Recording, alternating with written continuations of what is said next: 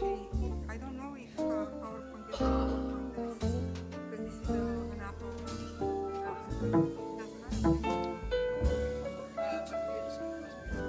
Well, then no, we can check whether it's working here, and then the projection is, I suppose, for this project. So this is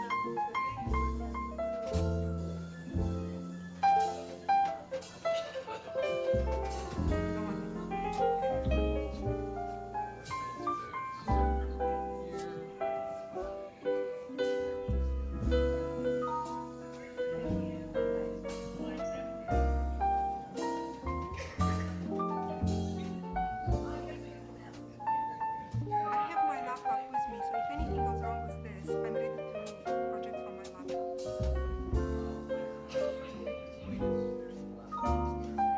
I understand.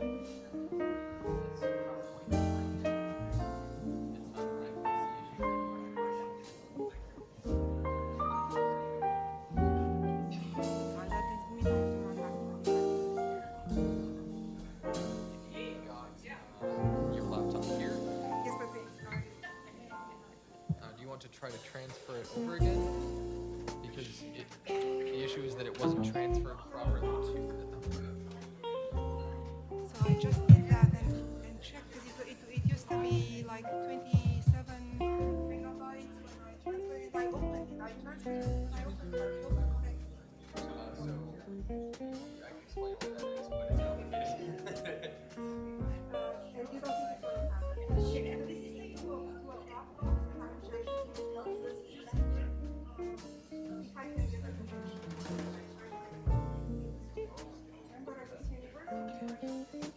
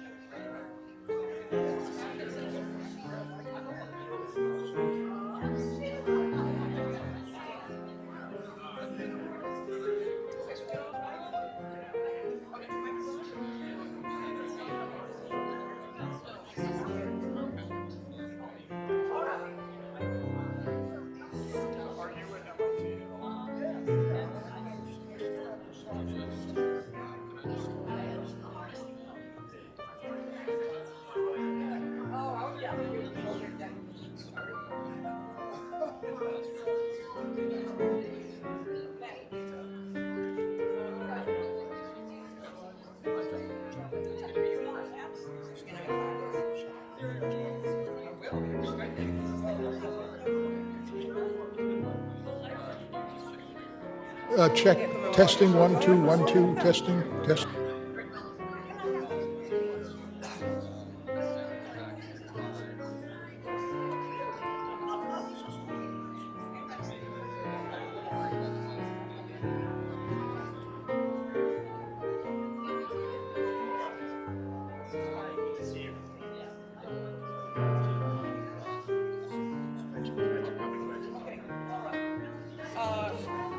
This is oral.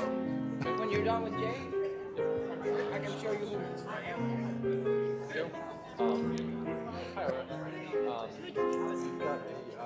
So I'm cool then. We're all set. Yes, but maybe we should turn it off. Oh, I don't So it know. doesn't happen Is that it- everybody hears us. Oh, can right you now. hear me? Let's be ready to- I'll whisper.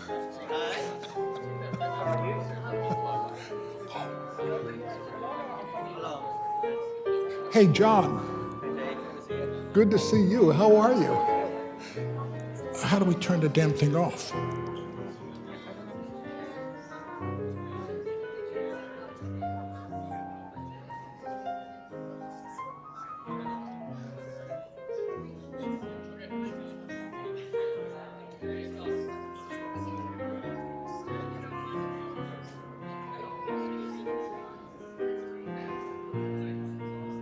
So the thing is, how to turn it on and off? So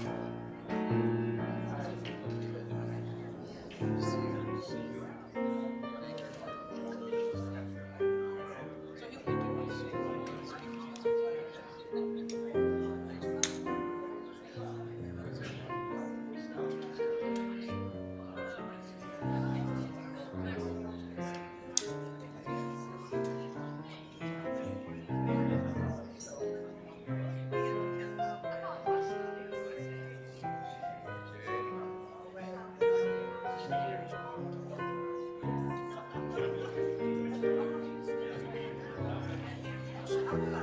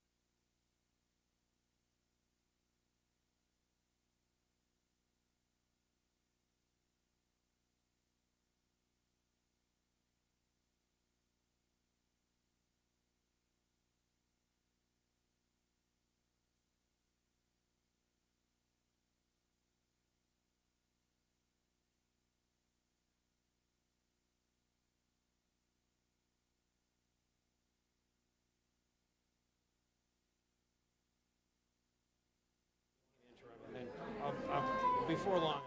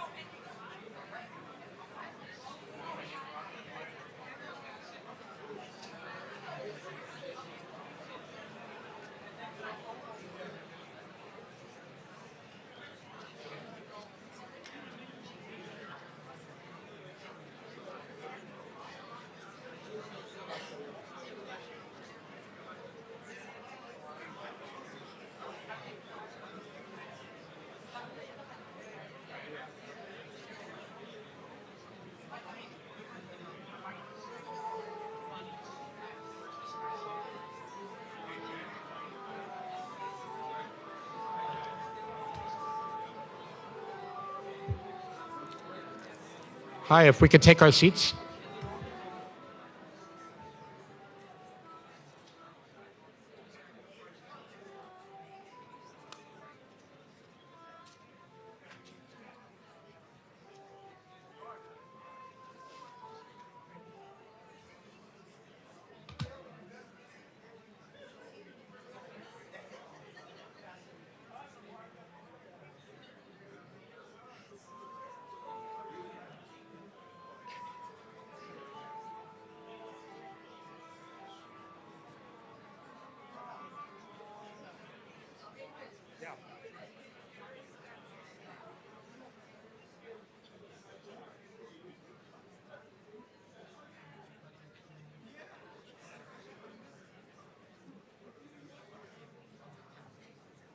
Anything else, Gervais?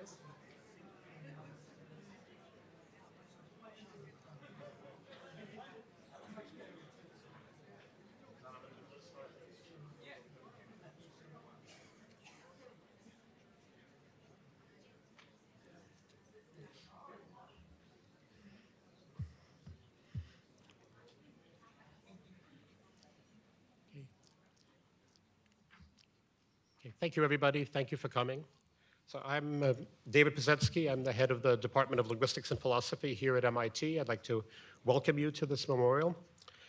In welcoming you to this memorial for Morris, I'm also welcoming you to MIT and to the Department of Linguistics and Philosophy and to the world of linguistics here at the Institute and more generally. As most of you know, but maybe not everybody, Morris co-founded our PhD program in linguistics with Noam Chomsky in 1961.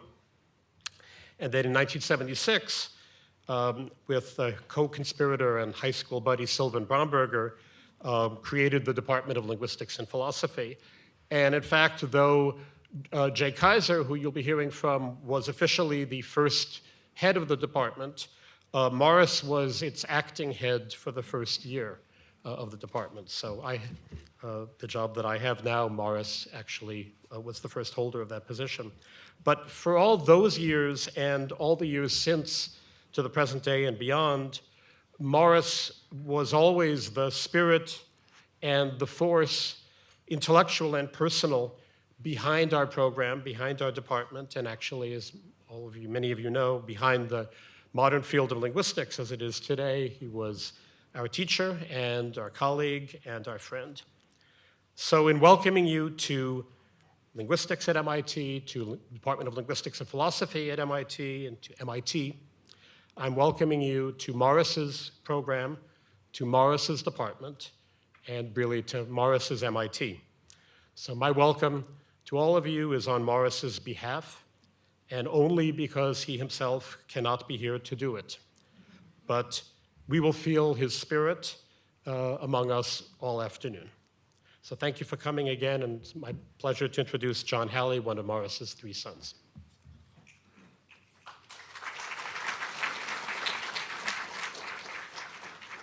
Hi, I'm John, Morris's number 2 son. Well, there are lots of you, and I'm really glad you're here memorializing Morris. And I'm particularly grateful that David and Sabine and Mary and Donka took the responsibility to put this event together in such a nice way. I have some remarks here to introduce the music that you're going to hear. Okay, we've put some music together for you as well. Maybe the best indication of the richnesses of Morris's life is in your being here today, and so many wanting to express how important he was to them. As David mentioned, the next hour and a half or so will be devoted to some of the testimonials that will be delivered here. There'll be plenty of time for others who were not able to fit on our program here to deliver theirs during the open mic at the reception, which will be in the Sloan Building. No longer called the Sloan Building, now called the what? Sandberg. The Sandberg Conference Center across the way there. So prepare yourself for that, and they'll be in a less formal setting than this.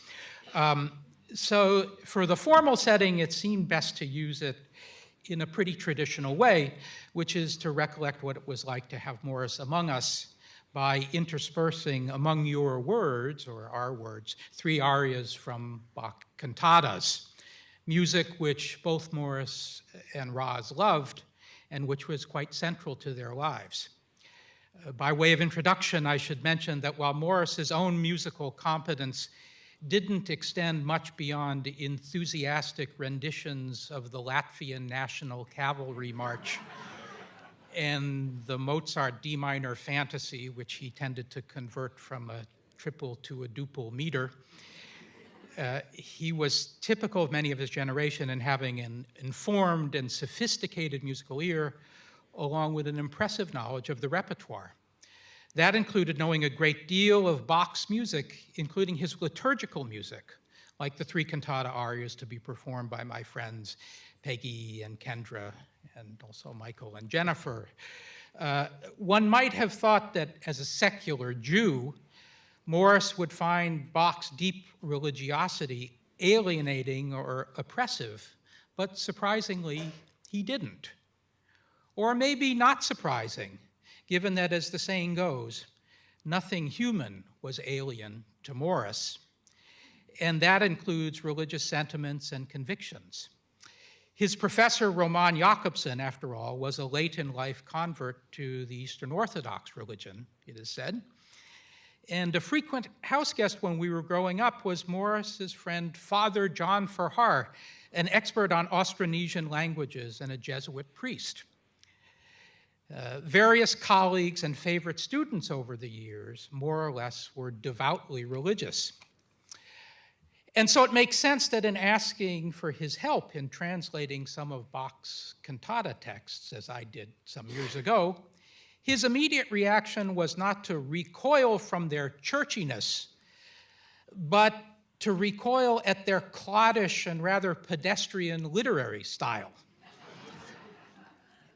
As a speaker of the highest of Hochdeutsch, certain passages made him chortle.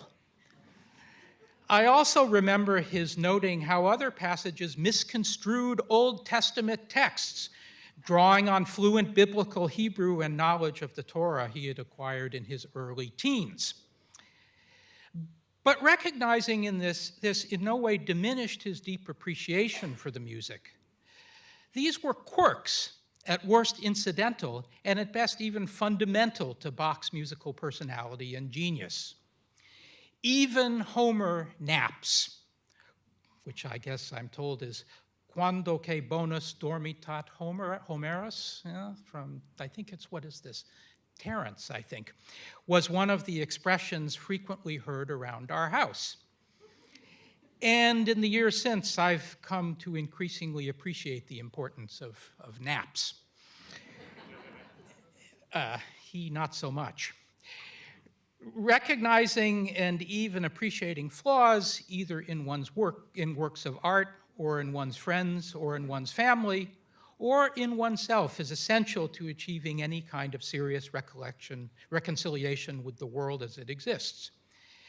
That Morris achieved it within the world he made for himself, and which ended up including so many others, is why there are so many here today celebrating his life. Providing this performance for you of some of the music which he both loved and admired seemed to me one way of making a statement about who Morris was and why he remained so important to us. Again, many thanks for being here today.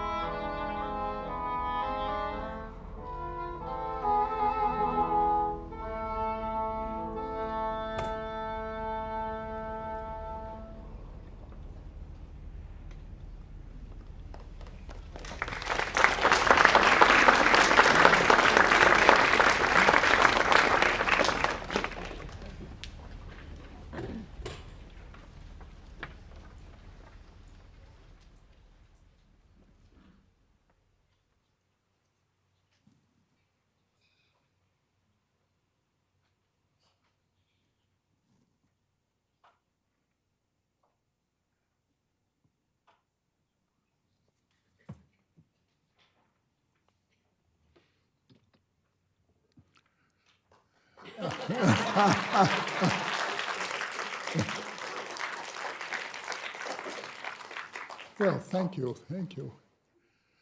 This chair that I just got up out of weighs 432 pounds. It is a lethal weapon. So when I get to say hello to you later, give me a chance to turn it off.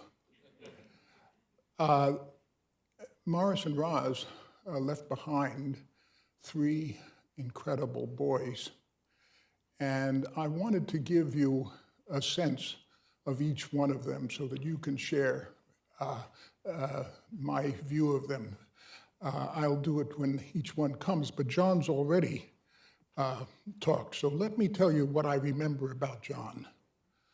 Morris called me one day and said, "Do you think John could ever be a jazz pianist?" I mean, why is he asking me, But he did. And I said, well, I think he could, sure, why not? Well, that summer, John rented a loft in downtown Boston, and he put into the loft a grand piano.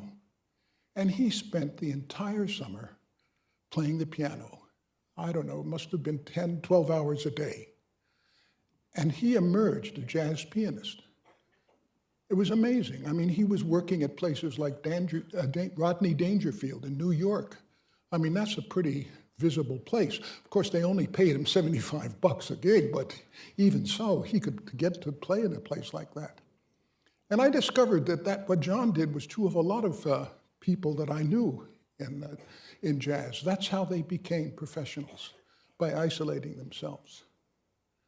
Now, before I tell you my story about David, I thought what I'd do is read a few opening remarks about Morris, and then I'll get on with the program. It's my bittersweet privilege today to MC the remaining part of the program. Bitter because Morris is gone. Sweet because, unlike Shakespeare's Mark Antony, we have come to praise him and to remember him. I knew Morris for over half a century. In this company, that's no distinction. Louis Kampf knew him for 60 years. Noam for 70 years. And Sylvan Bromberger, who will be speaking very soon, was even more fortunate. I knew Morris longer than I knew my own father. It's also true that I learned as much from him. My classroom was an unusual one in the beginning. I lived in Needham in those days, and I would drive into MIT, and I would go and pick Morris up in the morning when he lived on Langley Road, and then later when they moved to Waverly Avenue. It was in those drives to and from work that I learned more linguistics than I did in all my years as a graduate student at Yale. Our friendship began, therefore, in a green 1972 Ford Torino. By the way, that Torino was stolen once.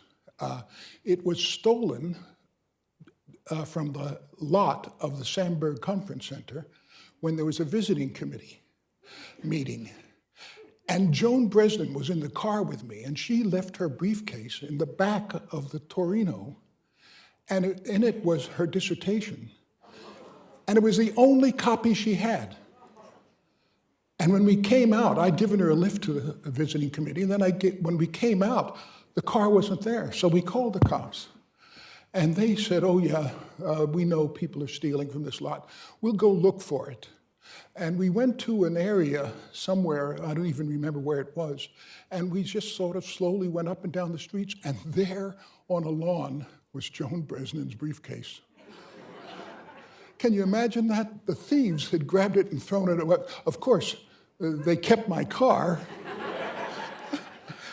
And that was that. All right. So, as the years went by, of course, my relationship to Morris deepened, and he became my closest friend. We shared indelible moments. That, I suppose, is what makes a friendship the bonds of friendship so strong. I was working at his house one evening, and I stayed there up on the third floor. And this was on Waverly Avenue. At 2:30 in the morning, there was a knock on the door, and it was Morris. He opened the door, and he told me that my father had died. I can still see his troubled figure in that door. Here were the two most important men in my life, one telling me that the other had gone. Those are moments that are like steel in a friendship.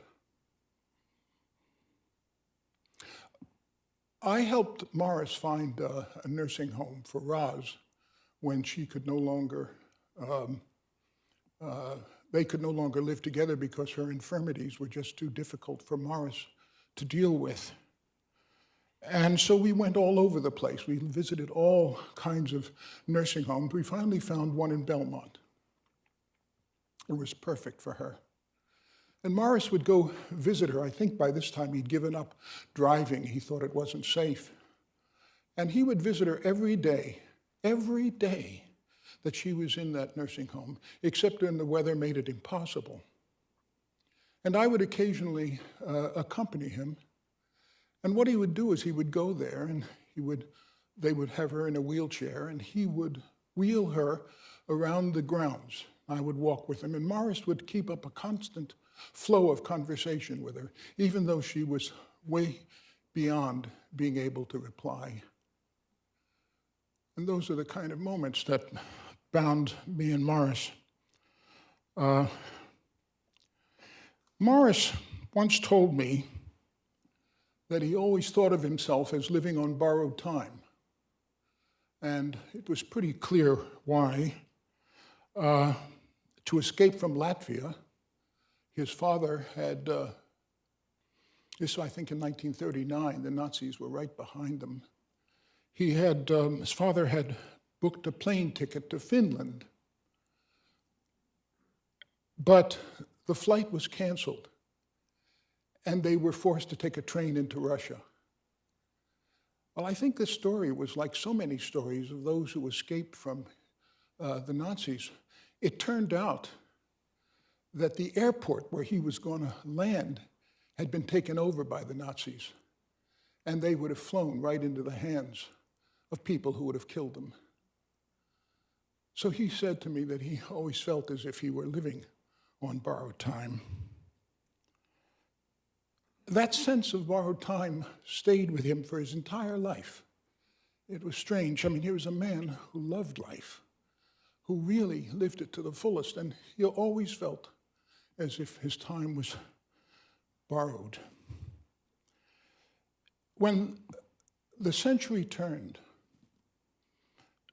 Morris told me that the biggest mistake he ever made was to think that he would be alive to see that happen. He'd gone from not enough time to too much time. Why was that?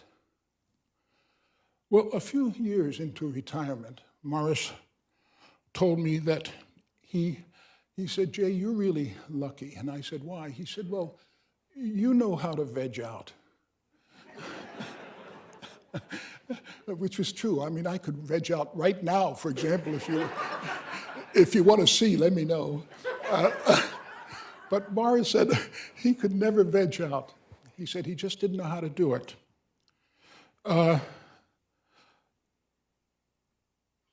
I once asked him why he went into linguistics. His answer was really interesting. I wonder if he's ever said this to anyone else. He said, "Well, the truth is, I found that I could see things that other people hadn't, and I just had to write it down." And that's why he went into the field. I can't think of a better example of that than a paper that he delivered on morphophonology of the Latin verb that he delivered at the 2013 NELS conference. While he was writing the paper, I would visit him regularly to talk about it in his apartment at Yuval House. I was astonished at his mastery of the Latin verb system. I mean, it was as if he were a classical philologist. It was amazing to me. But what's even more amazing was the beauty of the solution that he had come up with. It was, in typical Hallian fashion, a startlingly simple reanalysis of a morphophonological morass. Well, that was the last paper he ever wrote. He was 89 years old. From then on, his interest focused on his family. Morris told me that one of the greatest delights of his life was seeing that his boys genuinely liked one another. That was a source of enormous comfort to him, as indeed it will be to his sons. I would like to leave the boys with that thought. All right, now David. If John is number one, John is number two, David is number one. And David gave me one of the best moments of my life, which I have to share with you. One summer, David was working for Boston Coach, and he drove a huge bus, really one of those big buses. As it happened, I was in downtown Boston at the time. I was standing outside South Station. I do not know why. But there I was, standing on the corner, when all of a sudden this huge bus pulls up to me. The door opens and David says, "You want to ride?" Thank you, David. I really do want to ride. Number one son, David Halle.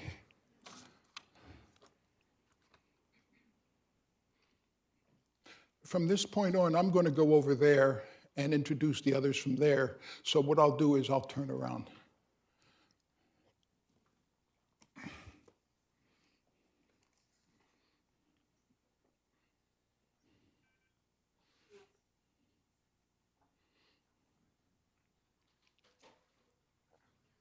Amen.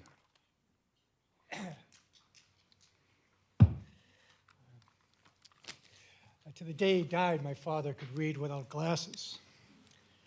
I'm not so lucky. He could also commit 500 words to memory. So I've been referring to my father as a world-famous linguist for most of my life.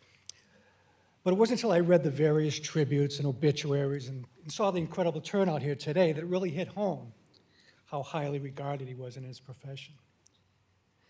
Except for a brief exposure to linguistics in graduate school, and whatever I picked up through osmosis, I managed to maintain a close relationship with my father while remaining blissfully ignorant of all but the most basic precepts of the field he devoted his life to. But that doesn't mean I wasn't constantly in awe of his intellect and incredibly well-rounded education.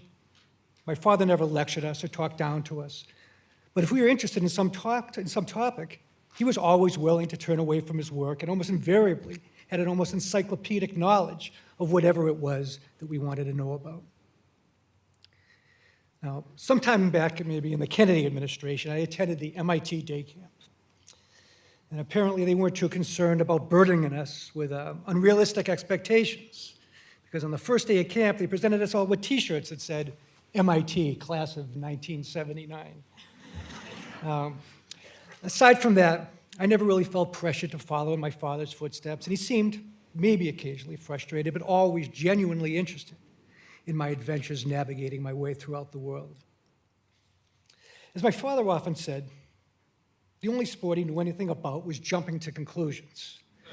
But But on a number of times during my childhood, he took us on sports-themed trips that would be almost impossible to duplicate today, even by the most sports-obsessed father. When I was 7 or 8, we went to New York City for the weekend, and at one point went to the New York Times headquarters to visit his friend who was a staff reporter there. Somehow I managed to wander into the sports department where I had a long, involved conversation with legendary sports writers Arthur Daly and Leonard Coppett, who sat at old wooden desks behind manual typewriters smoking cigars.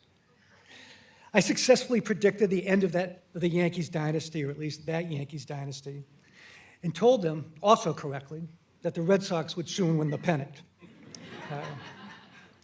Another time right after dinner, probably with my mother's encouragement, my father announced that we would go to the Celtics 76ers playoff game. And back then it was possible to buy game day tickets at the box office. We sat in what would be loge seats today and watched Wilt Chamberlain outduel Bill Russell in a game memorialized by a picture of Chamberlain and Russell leaping for a jump ball that will be on the cover of the Celtics program for years to come. The next winter, just after the Red Sox had won the pennant, my father was invited to lecture in Puerto Rico. We were put up in a fancy hotel. As we walked into the pool area for the first time, a number of all-star and future Hall of Fame baseball players who were there for the Players Union winter meeting sat in beach chairs sunning themselves. I remember seeing Harmon Killebrew, Hank Aaron, Rico Cardi, Ernie Banks, Carl Yastrzemski, and many others whose faces I knew from baseball cards. But the most memorable was Red Sox star pitcher Jim Lonborg, who played wiffle ball with us and actually taught my brother Tim how to swim. And of course, there was a connection between the MIT linguistics department and Major League Baseball. As Barbara Hall, one of my father's students, had a brother, Dick Hall, who was a relief pitcher for the Baltimore Orioles. Several times we sat in box seats at Fenway Park to watch a Red Sox-Orioles game, and once were given an autographed baseball that sat for many years in the top drawer of my father's bureau to be taken out only on special occasions. Finally, when John and I were playing Little League, we brought it outside to briefly experiment with throwing a real Major League Baseball. And of course, the baseball met an untimely end. Sometime after that, we were invited to Baltimore to watch an Orioles-Twins playoff game, where we sat with Barbara's parents and watched Dick Hall pitch 5 shutout innings, get a base hit, and score the go-ahead run in a 10-6 win. Incidentally, unlike today's 4-hour marathons, that game only took 2 hours and 36 minutes. And my father, who by then must have known the rules of baseball, was reasonably alert and seemed to be enjoying himself, particularly when after Dick recorded one of his 3 strikeouts, an inebriated fan directly behind Mrs. Hall exclaimed, with a couple of rare-for-the-time expletives thrown in, "This guy's mother must be going out of her mind." While my father had little interest in spectator sports, he actually became somewhat of an athlete later in life. Until he was almost 90, he could easily walk the 2.5 miles around Fresh Pond, and he would regularly swim 10 laps of the MIT swimming pool and then lift weights. This culminated when he was named the MIT Gym Male Athlete of the Year, and his picture was mounted at the entrance next to the Female Athlete of the Year, who is the reigning Miss Massachusetts.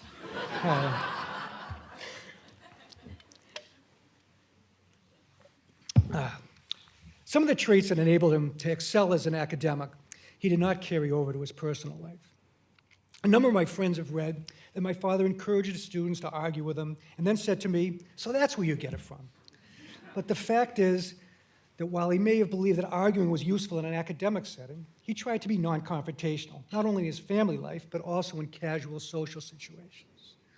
While he may have had some radical political views and certainly was skeptical about any type of organized religion, he had a way of not antagonizing people with different beliefs, and that is a quality that is in short supply these days.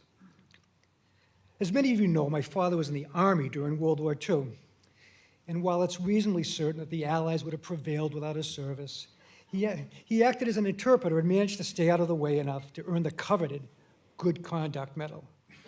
But all that pales in comparison to his experience as a soldier in the linguistic wars of the 1960s.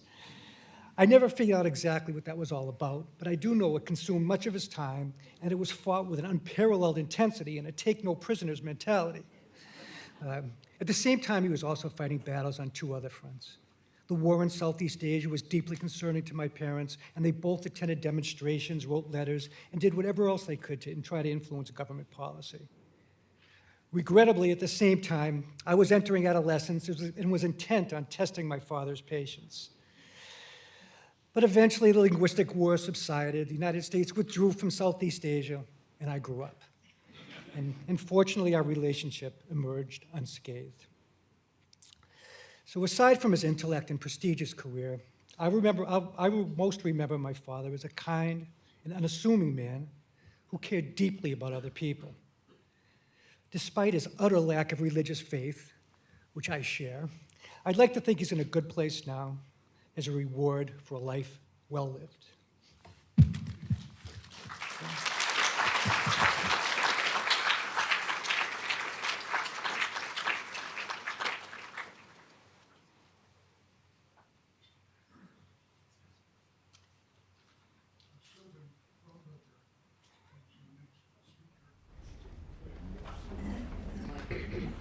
Oh, is the mic on now?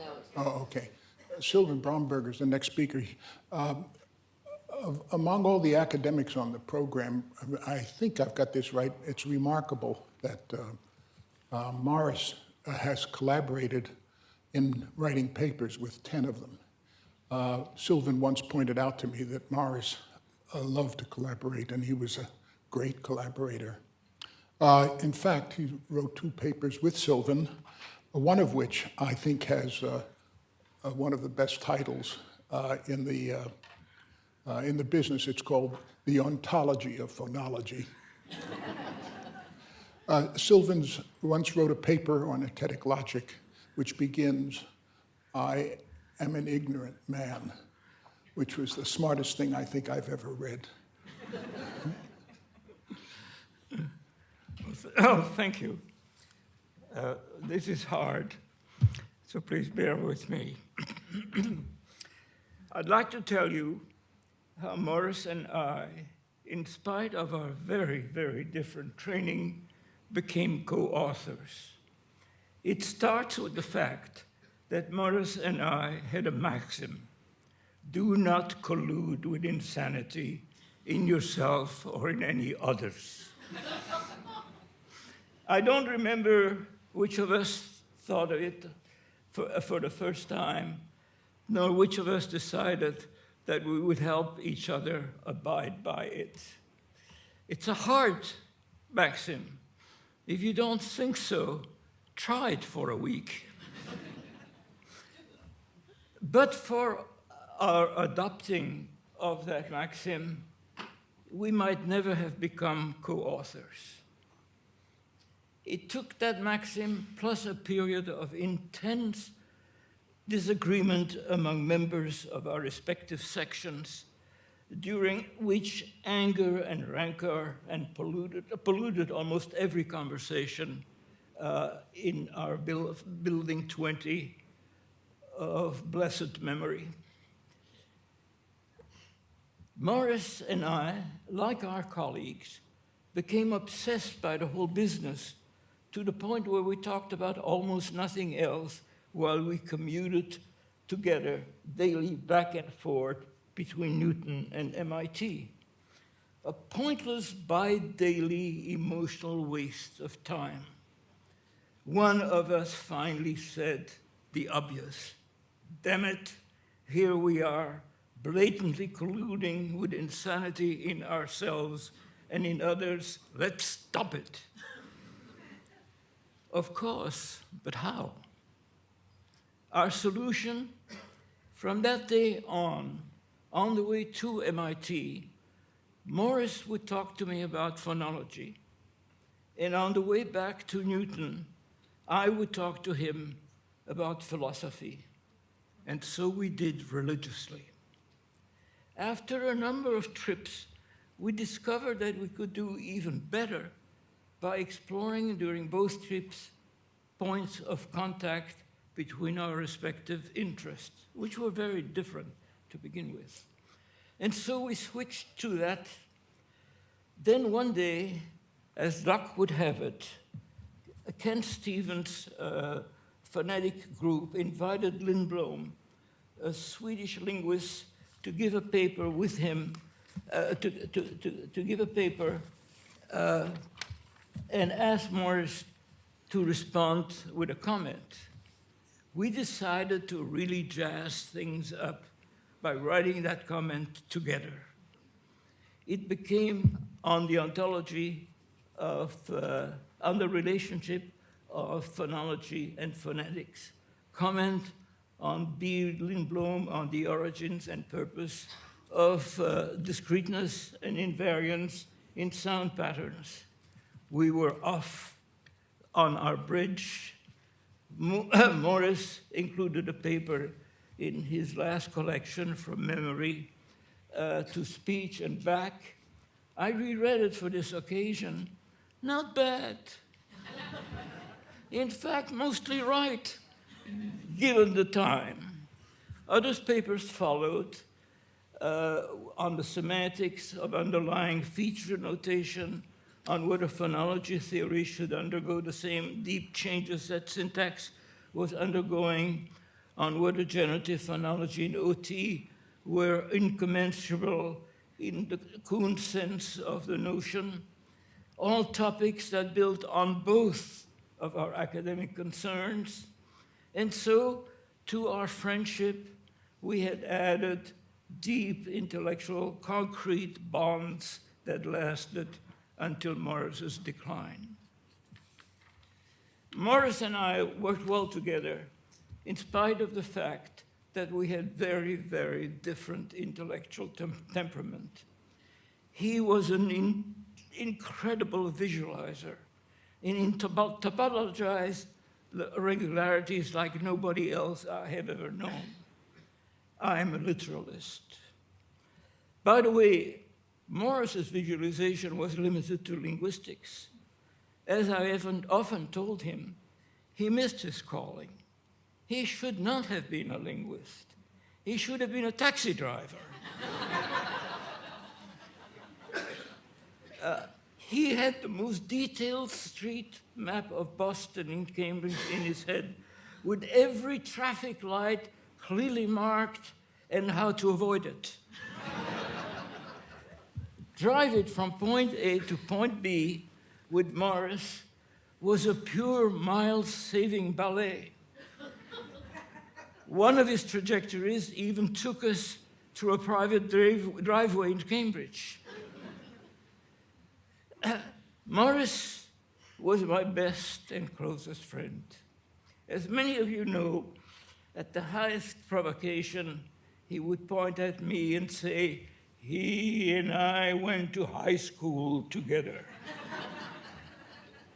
He did it for the last time at Mount Honor Hospital to a nurse. Our friendship was deeply enriching. We cared about each other.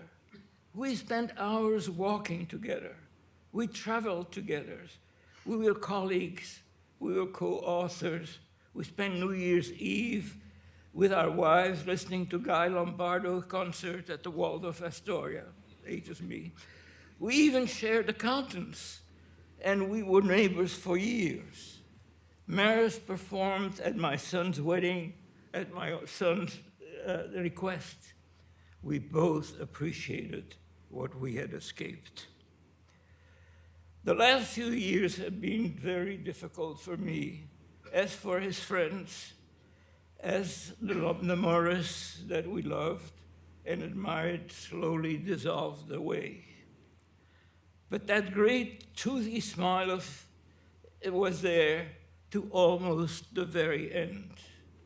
I'll miss it. I miss him. Thank you.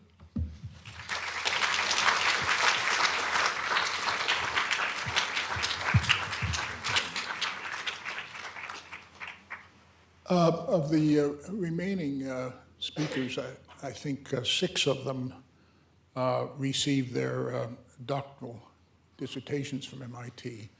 And 4 of them, Morris was the chair, and 2 of them, or no, 3 of them, Noam was the chair. So both of them are here with us today. Donka Steriati is our next speaker, and she got her dissertation with Morris in 1982. Greek prosodies and the nature of syllabification processes.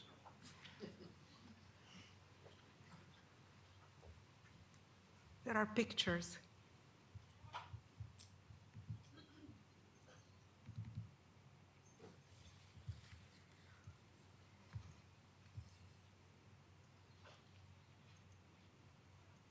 This is not connected.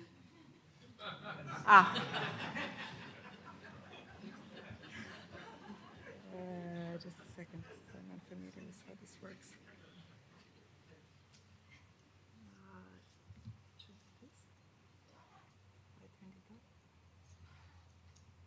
Yeah, let's wait for it. So I was a graduate student in this department between 1978 and 1982. At the time, Morris was reputed not to need any sleep. He'd do the work at night. So office hours were reserved for contact with students. So on the days when not enough of us had made appointments, Morris would prowl the corridors. And when that was not enough, he would visit with us, especially in the main student office, 20D 105, where I first had a chair, and later on, a desk with a chair. So we loved Morris very much, but we were uneasy about these visits. We thought we were sinful, and a topic to which I will come later in greater detail, and undeserving of attention. So nonetheless, Morris's visits were such a routine event that someone, before my arrival at MIT, had decided to commemorate them with this cartoon, which dates from 1977. And perhaps that person is here now. So anyway, I first saw the cartoon entering room 20D105 in 78. And now this is real Morris with Roz, for those of you who hadn't seen any more recent versions of him. So whether by prowling or by visiting, eventually Morris would find a student, take the student with him into his office, which was a hovel made of plywood. And we would talk, and the talk would be obviously talk about our own work, but there would also be life advice. And in my case, the advice consisted mostly of the following saying: the wages of sin is death. So this is not from prophets. This is from, I found out because I had to look it up. It's from the Epistle to Romans, which shows that Morris's study of the Bible was truly ecumenical. So anyway, he would say this with an encouraging cackle. But it was an alarming message. It would be to anyone, and it was amplified by how I view my own prospects at the time. I was ready to agree with him on the main point, and I just wanted to understand how the specifics apply to my case. Anyway, after a while, those of us who stuck with the program would begin to understand what counted as mortal sin. And here I'm going to quote from some of Morris's reviews that illustrate exactly his beliefs on this point, and they were certainly transmitted to us. So first came the failure to identify, or to take on, or to acknowledge at least, the major questions raised by our work. So here is a fragment from a Morris review of a book on X-ray tracings of articulators illustrating this sin. So he says, it is a commonplace among phoneticians that there are considerable differences between two consecutive utterances of the same sound. Nevertheless, there is a sense in which at least some of these different events can be said to be the same. And now here comes the kicker. Not to come to grips with the question of what constitutes identity is to leave untouched the most crucial question in science. And obviously the writer had not touched on that.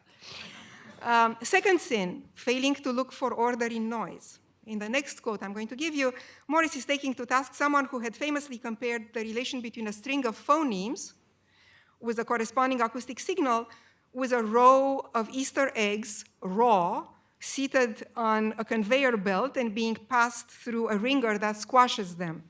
This was a vivid image which Morris commented at the end of a devastating review as follows. Our picture of the process of speech production and perception resembles but slightly Hackett's belt and ringer. We see acoustic signals succeeding each other in time with adjacent segments exerting an influence on each other.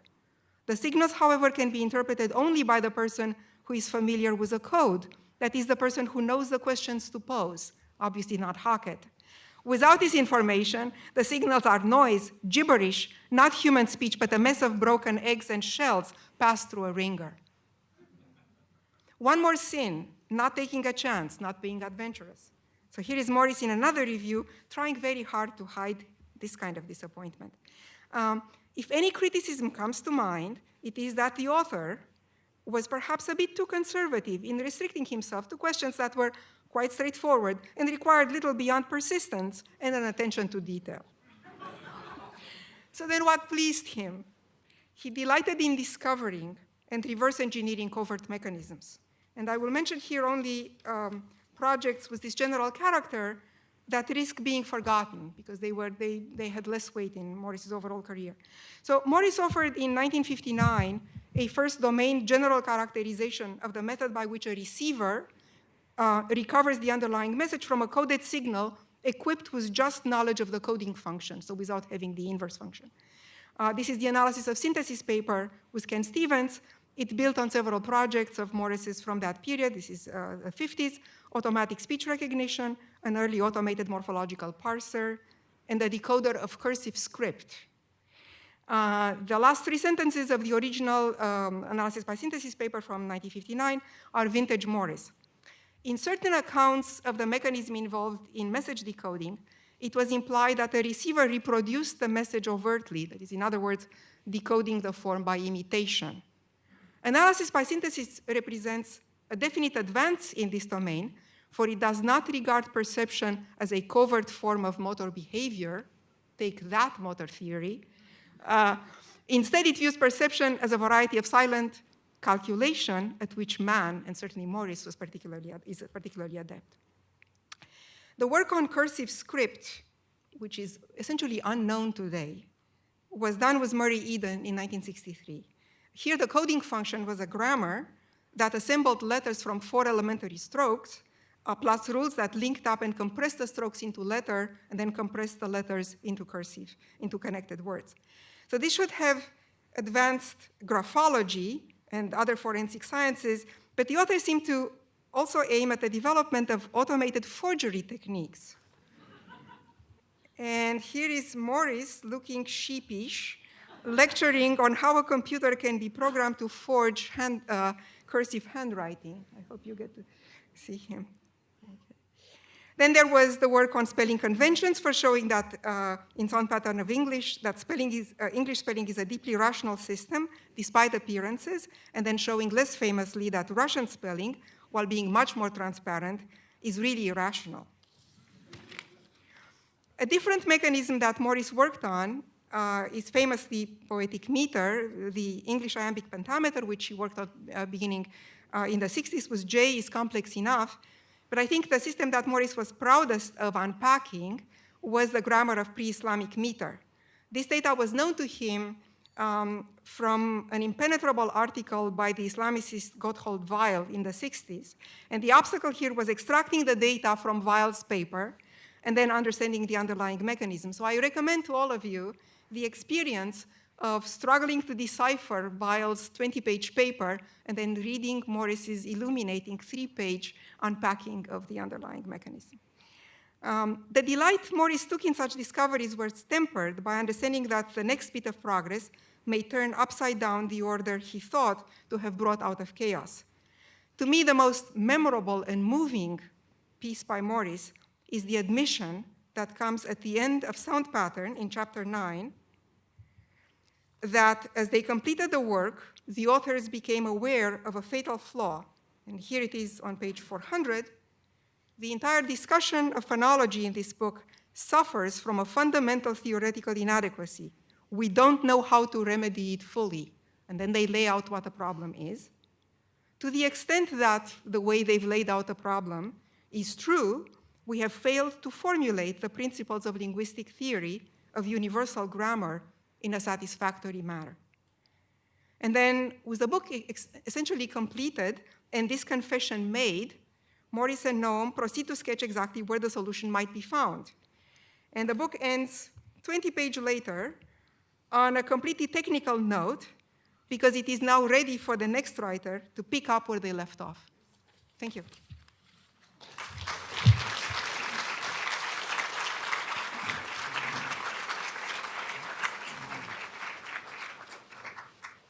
John McCarthy's dissertation, Formal Problems in Semitic Phonology and Morphology, was with Morris in 1979, and they wrote a paper together, the metrical structure of Psalm 137, which was one of Morris's favorite papers.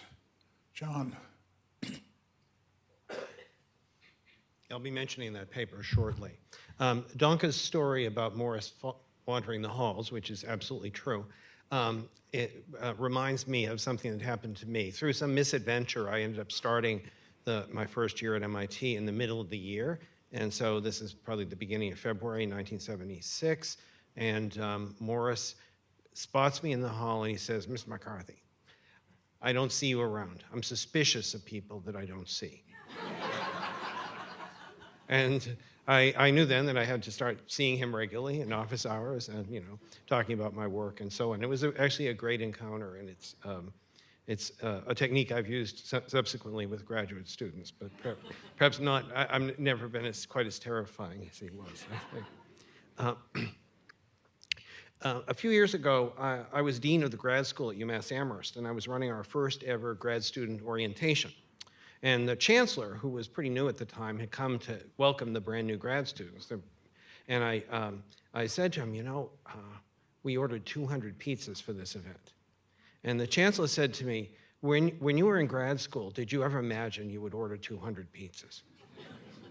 Well, I didn't. And if there's the grad students here, if you're thinking about ordering 200 pizzas, really you need to get a life or something, because it's not, but often since then and even before, I thought about how what I learned in graduate school, particularly from Morris, helped to prepare me for what I do now, which is that I'm the provost at UMass Amherst. And so Morris helped me really not only as a phonologist, but also I think as a department chair and then a dean and now as a provost. Was Morris a good academic administrator? Res ipsa loquitur. The facts speak for themselves. Morris had a fondness for throwing in Latin phrases, as I'm sure all of you recall. I remember when he was giving me comments on what I thought was the final version of my dissertation, and I became anxious about all the revisions he seemed to be piling up for me. And then he reassured me, he said that these comments were sub specia aeternitatis. They're for the ages, they're not for the revisions. Okay. So the facts of Morris's skill as an academic administrator are these, that somehow he and Noam convinced the MIT administration to start a linguistics department at a time when linguistics was this newfangled field that was only found as philology at the Ivy League universities, and that had no apparent connection to the MIT's mission or other academic programs. And that's a remarkable thing to do. If somebody came to me now with a harebrained idea like that, I'd wonder how they got through the door, much less give them much thought. But somehow he managed to do this, and he managed to populate the department with these fantastic faculty and these wonderful graduate students, and brought it to a position of world leadership in rather short order with the leadership of other people like Jay Kaiser here. How was Morris so successful at this? Well, universities are these enormously complex but weakly hierarchical systems, and they have lots of levers that you can pull. That sounds a lot like phonology, doesn't it? Morris knew how to work MIT's system, including when to disrupt it, because he was known to go straight to the president, skipping the entire chain of command, okay? Yeah, and again, I don't approve of that at all, but especially that going over my head too.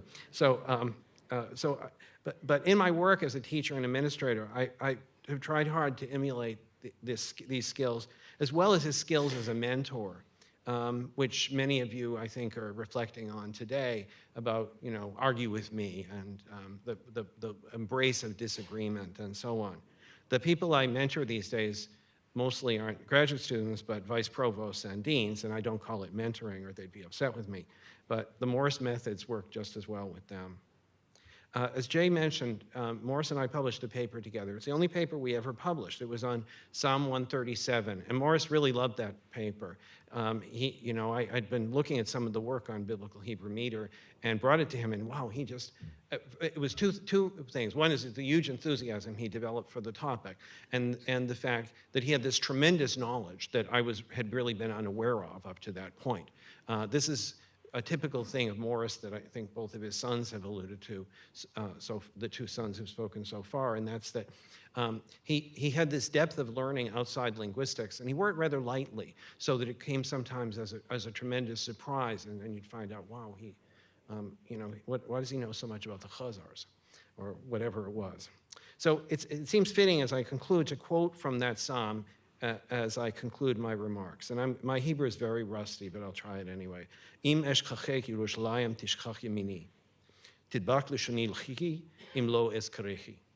If I forget you, O Jerusalem, may my right hand forget its skill. May my tongue cleave to my palate if I forget you. I'll never forget you, Morris. Thank you.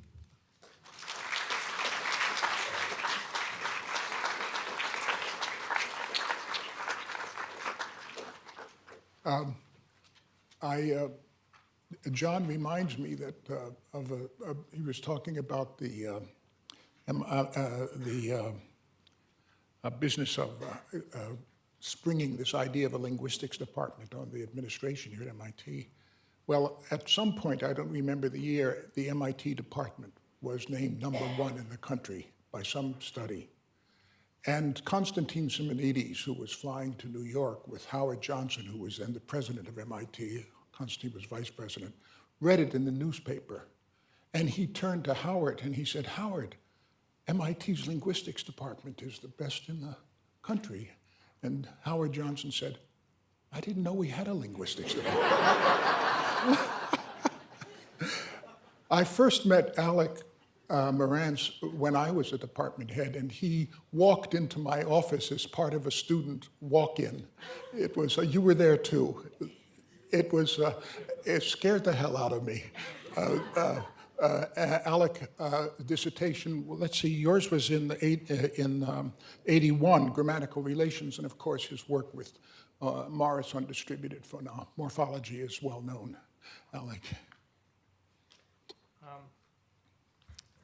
Jay actually has the memory wrong. I was not, I was visiting at that point. And yeah, I also walked into this student demonstration. I had no idea what was going on. I sort of remember that. Yeah, so I first met Morris in 1976, and he was trying to persuade me actually not to come to MIT as a visiting student, visiting undergraduate, but I came anyway. Just after I got word that Morris had passed away, he began to appear in my dreams in a very comforting way. I imagine this might have happened to other people as well. I don't know. Although he was, in my dreams, reminding me of the significance of distinctive features. Ultimately, this was the same lesson of his famous demonstration, tell me the plural of Bach, and you have intuitions about it, that distinctive features lead to predictions beyond the data that you started with. But in the dream, this lesson was at a more abstract level. It seemed, in fact, to be in reference to categories of morphology, and how the cross-classification of features leads to predictions of a fourth category from the observation of 2 or 3, of two, actually. So perhaps the dreams serve to remind me of Morris's central place in intellectual history, showing how linguistics mediates the dialectic between a structuralist reduction of data and a scientific approach, one in which the formalism of reduction leads to prediction of data unseen. As many of us have remarked, and we've heard this today, Morris insisted that an analysis save the data, that it save all the data. So in our joint work, for example, he forced us to generate all of the Potawatomi verb forms in the paradigms under consideration. And if people know of my work outside of my work with Morris, they would know that I am not inclined to do that kind of thing. I recently actually met a Potawatomi speaker, and my understanding is that the consensus among Potawatomi speakers is that we got things right. But although Morris insisted on accounting and generating all the data, he saved his delight and his infectious cackle for the predictions that proved correct, the predictions that went beyond the data we had, that an analysis of patterns in data, like the sound patterns of Russian or the sound patterns of English, make cackle-worthy predictions beyond the analyzed data. It's a crucial aspect of Morris's and Noam's work that transcend the connections between linguistics and cognitive science and transcends other assumptions that Morris shared with Roman Jakobson. So we tend to emphasize how the scientific nature of linguistics, sometimes through its connection with cognitive science, but the fact that our structural analyses yield predictions was the essential scientific element to the linguistic revolution of Morris and Noam. What may be underestimated in our appreciation of Morris is how important it was that he changed his theoretical commitments again and again. In the online chatter about Morris, a number of his students have shared their memories of repeated meetings in which Morris would tell them how wrong they were, until that point in which he decided they were right. As a colleague coming back to MIT to teach, my own experience of these events always involved the end game. Morris would come tell me that I had to read a particular student's paper since it changed the field, repeatedly. Morris and I didn't often disagree. For me personally, Morris was a cheerleader, well beyond anything I deserved, and I certainly owe my career to him. I got to experience how he changed his position while working with him. In developing the distributed morphology, Morris came to the table with a restricted version of what is now called late insertion, technically, for a subset of morphemes that he called cues that were abstract and involved late phonological realization. At the time, I thought I didn't believe in late insertion, but I did think that the work of morphologists up to that point, Shelley Lieber in particular, had shown that we couldn't separate abstract cues from concrete cues, from other morphemes. If we had to have cues, and I was skeptical, it had to be cues all the way down. Once we together examined the implication of this position, we both knew that our previous positions were wrong, and the cues all the way down model had to be right. This is something that Jay mentioned too, that Morris could see things, right?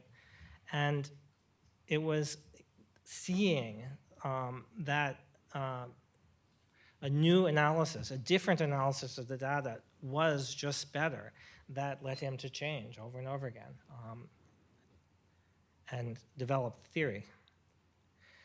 So Morris brought to the structuralist methodology of linguistics the implication of a scientific theory, and so counterexamples did not sink the theory. You don't change your theoretical mind in the face of a few apparent exceptions. Rather, you changed your mind when you saw a better theory, and you could see it. If you keep your mind young, as Morris did throughout his career, you will see those better theories. By the way, in the case of distributed morphology, I've come to realize lately that Morris and I probably reinvented the theory in syntactic structures, which, if true, would have delighted Morris to no end.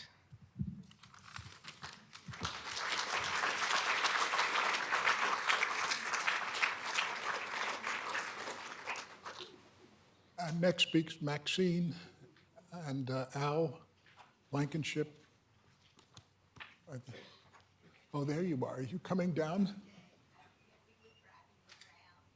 We've been driving around for 2 hours trying to find the Wong Center.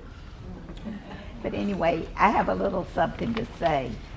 You don't want, Maxine, you don't want to come down here, right? Yeah, I don't know if I can make it down. John, can you come down and give us a handheld mic? I'll help. Okay. I just have a. Oh, there's one. Check 1, 2.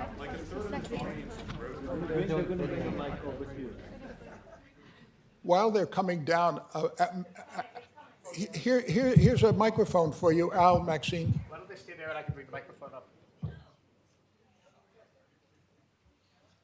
Al is from the field of banking. Maxine is an extremely well-known painter. They're old friends of Morris and Roz, and I met them. Nancy and I met them, of course, through Roz and Morris. I remember one evening we'd been invited to dinner, and Nancy and I and Morris and Roz showed up at their house, and Maxine opened the door and said, "What are you doing here?" And we said, "We're coming to dinner." She said, "That's tomorrow night."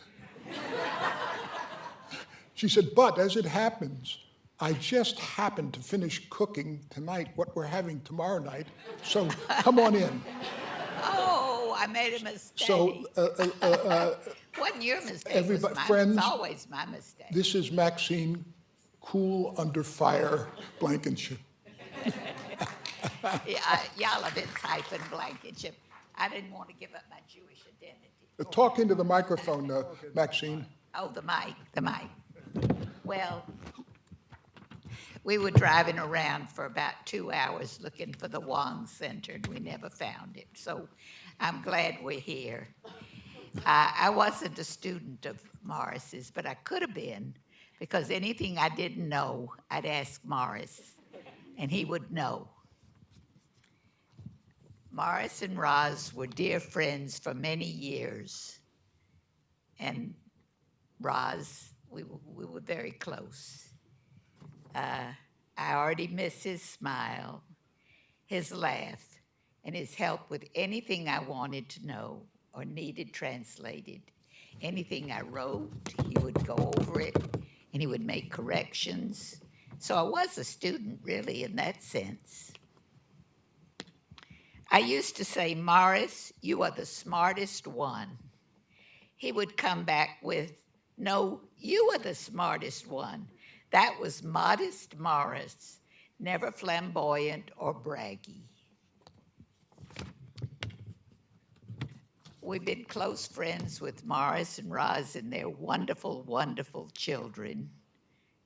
I admire their children very much and what they've done. And we spent many happy times together. If you can laugh now, I'll tell you that even the three of us, Roz and Morris and Alec, the four of us, went to a gambling center. I think I won. Morris was accepting with life's problems, ups and downs. He would always say, "Well, what's there to do? What can we do?" I miss you, Morris. That's all.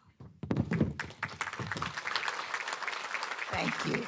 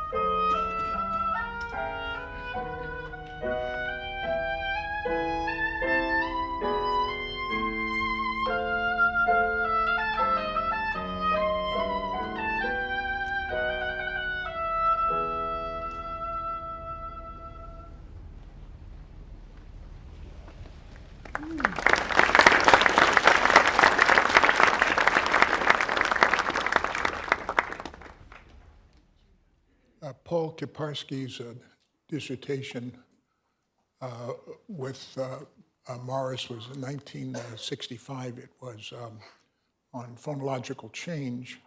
Of course, he collaborated with Morris on a history of Slavic accentuation, but in 1973, he, along with Steve Anderson, were editors of the Halle Festschrift. Can you imagine that, the Festschrift? And it was 45 years ago. Paul Kiparsky. When I wrote to Roman Jakobson asking for admission to Harvard to study with him, he replied, "Do not go to Harvard, go to MIT, where my pupil, Morris Halle, and his young colleague, Noam Chomsky, are just starting a linguistics department."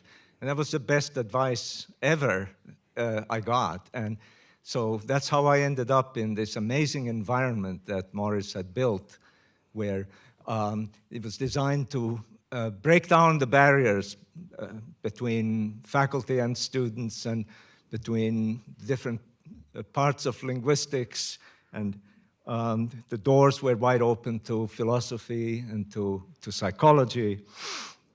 And the whole setup is really the exact opposite from the modern and spreading system where a department is a collection of labs funded to individual professors. It's a big part of the success of this department. It spread to the whole field, became the model by which other departments were founded. And it was this whole idea was rooted in Morris's understanding of how science works and how a research community is essential to its progress. The teaching was mainly through problem solving, and I don't mean puzzle solving. It was serious problems where it looked like the problems would require modifications in the theory and real difficult things to engage with.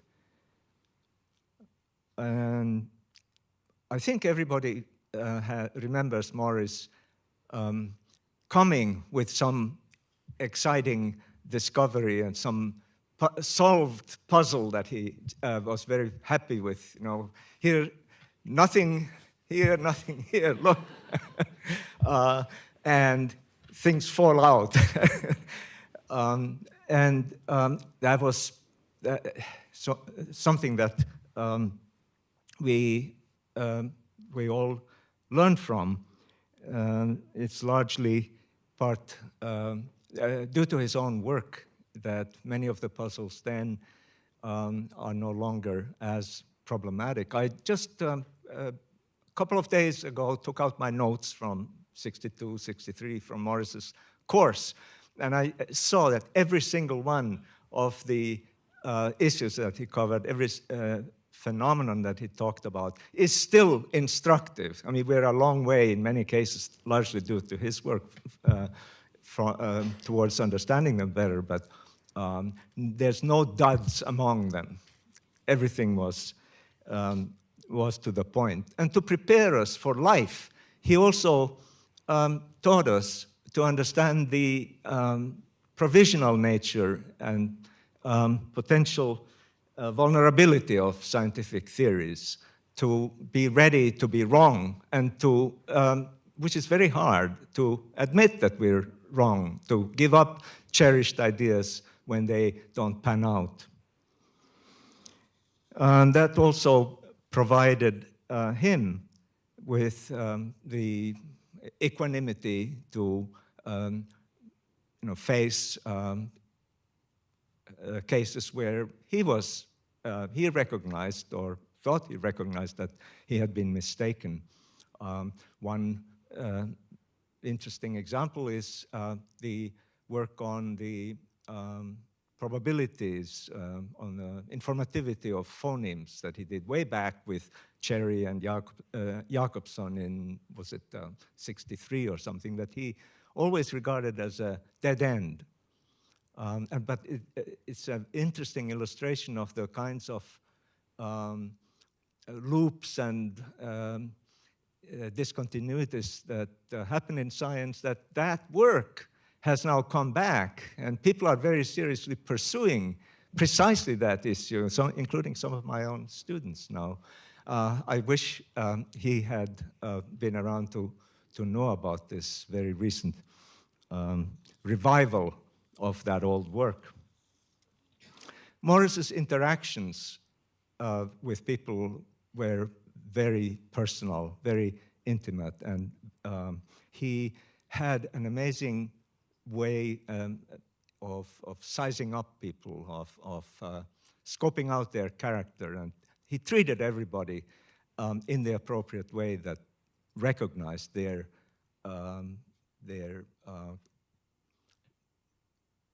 idiosyncrasies, and he had just the right mix of encouragement and reproach and threats, and we've seen some examples of how drastic they could be. In my case,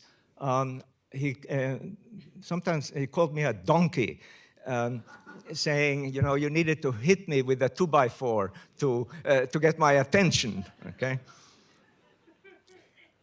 And when I signed on to stay at MIT as junior faculty, I very much appreciated the way in which he would anticipate any problem before it, just as it was arising. He could sort of see, both in students and faculty, who was troubled, what was the problem, and he stepped in. And that is, I think, the ultimate sign of a great administrator, is just to act before the problem even becomes apparent. I wanted to give us another example of how theories that seem to be given up come back. Some work that he and I did together, it must have been in the early 70s when he was on sabbatical at Harvard, and I visited him every couple of days at the office he had in Widener Library. And we worked on accentuation, on Indo-European accentuation, he particularly on Balto-Slavic, that Jay just mentioned. And that work was published. Both of us wrote some joint articles and separate articles, which never, for a long, long time, made any impact whatsoever in the field that Morris was most concerned to influence, which was the comparative Indo-European and Slavic. So Morris had the very deep respect for philology and despaired of the difficulty of breaking into that and making a difference that he so much wanted to do. And again, the story has a happy ending because, again, just in the last 5 years or so, people are picking up on that work. There are theses coming out now from Europe, from the West Coast, in which people are building on that work that we did. There's a thesis on Hittite, and Morris would have loved this. And unfortunately, again, was not around to see it happen.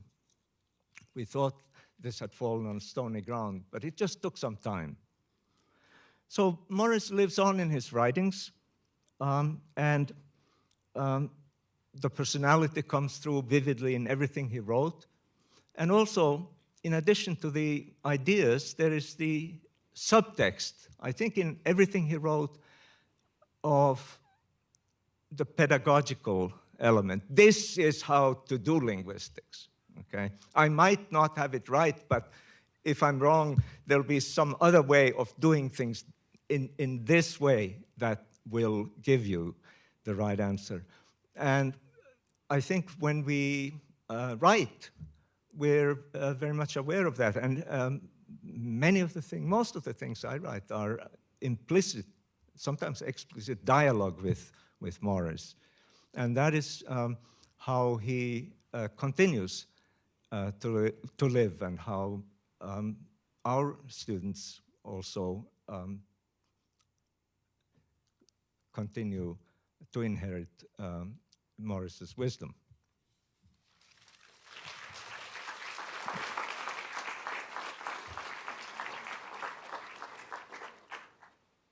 I think the youngest PhD is Ora Matuszanski, 2002. Her title is of her dissertation was with Noam. It was chiasmatic, movement of degree, degree of movement. She actually published, I guess it was in 2007, an article in LI with Morris on morphophonological inflection. Ora. Thank you. There has to be yes. Okay. So there's a slide. It's in Russian. Some people can read it. For everybody else, I will give a translation. This is a Russian poet, Zhukovsky, who was not well known because he was of the generation just before Pushkin. So after Pushkin, everybody was thinking about Pushkin. The poem is not super brilliant, but it has a very nice ending, and I will try to give you a translation. I don't write poetry in English, so I won't attempt a poetic translation, but I will give it a translation. So it says, of those dear to us who used to be nearby and light our world with their presence, say not with sadness, they are no more, but with gratitude, they have been. And this is how I feel about Morris. I am probably the person of those people who are speaking here today in front of this audience. I probably knew Morris the least, and I didn't write a dissertation with him. And I'm grateful to three people because of whom I met Morris. And this is a bit embarrassing because this is Cheryl Zoll and Sam Rosenthal and Mike Kenstowitz, who taught phonology, undergraduate phonology at MIT the year I just arrived at, which was 1998. And as some of you know, everybody was supposed to write a paper, a general's paper in syntax and semantics, and the other one was supposed to be in morphology and phonology. And so I had to write a paper in phonology, and I had a background in syntax. And I didn't know what to do because I hated phonology. I was terrified of it. I didn't understand it, and somebody advised me to go see Morris. So I came to his office and I said just that. I'm sorry, I have to write a paper in phonology, and I hate OT. And Morris sort of asked, so what do you know about phonology? And I said, nothing, but I speak some Russian.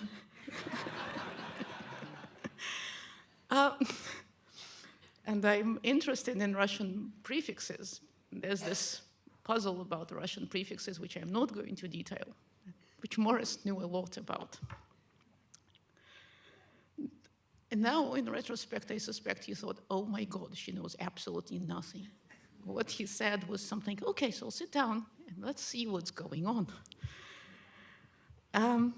And he started describing Russian phonology to me. So I sort of got a one-person course in Russian phonology.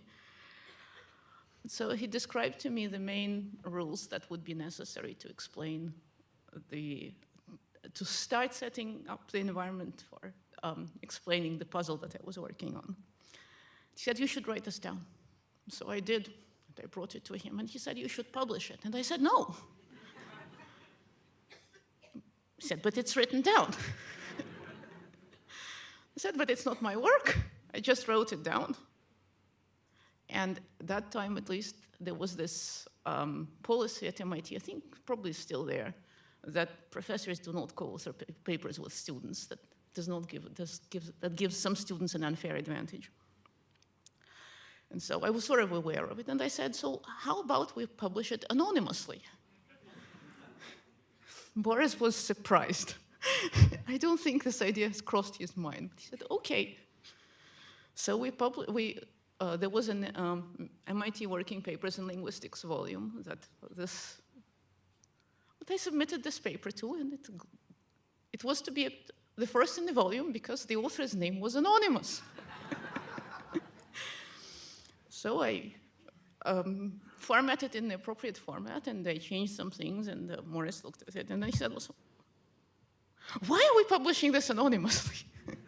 So that was the first paper that I wrote with Morris. So basically, he said what to do, and I wrote it down.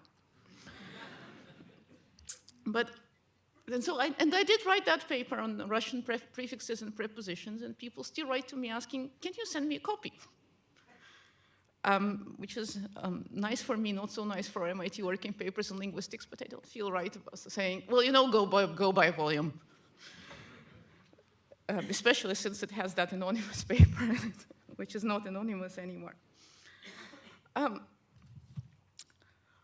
After that, I wrote that paper, and I learned a lot about Russian phonology, which I don't think, you cannot imagine how much there is to know about Russian phonology until you try it and discover that you don't know anything. Morris and I wrote a paper on Russian adjectives together. And I remember it was a lot of fun. And I'm still not a phonologist. I don't know why I'm not a phonologist, because it's a lot of fun and I learned a lot. And I still do some phonology for fun. And in that paper, we collected a lot of information. Morris would remember a lot of stuff. And it's amazing how much he knows and how much he knew. Sorry.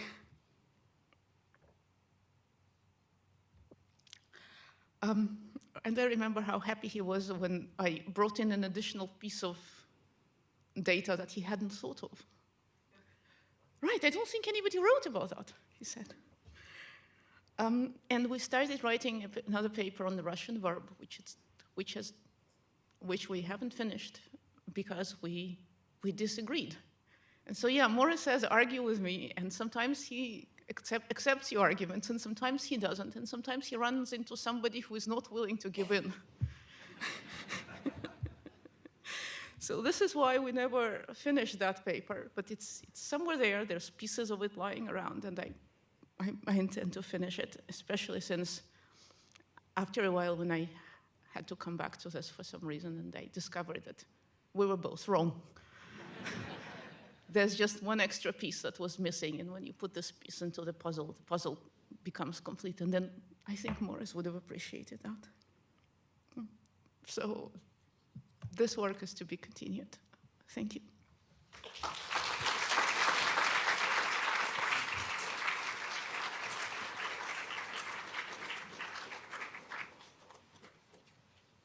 Morris's number 3 son, Tim Halle, was in one of those rides to MIT. Tim, I think, was maybe 6 or 7 years old. And Morris said, Tim did something really interesting. And I said, what was that? He said, well, the class that he was in, the drawing class, was given an assignment to draw a picture of the beach, a beach scene. And you know what Tim did? He drew it from the point of view of somebody a mile out to sea, looking back. And he said, now that's an interesting way to look at the beach.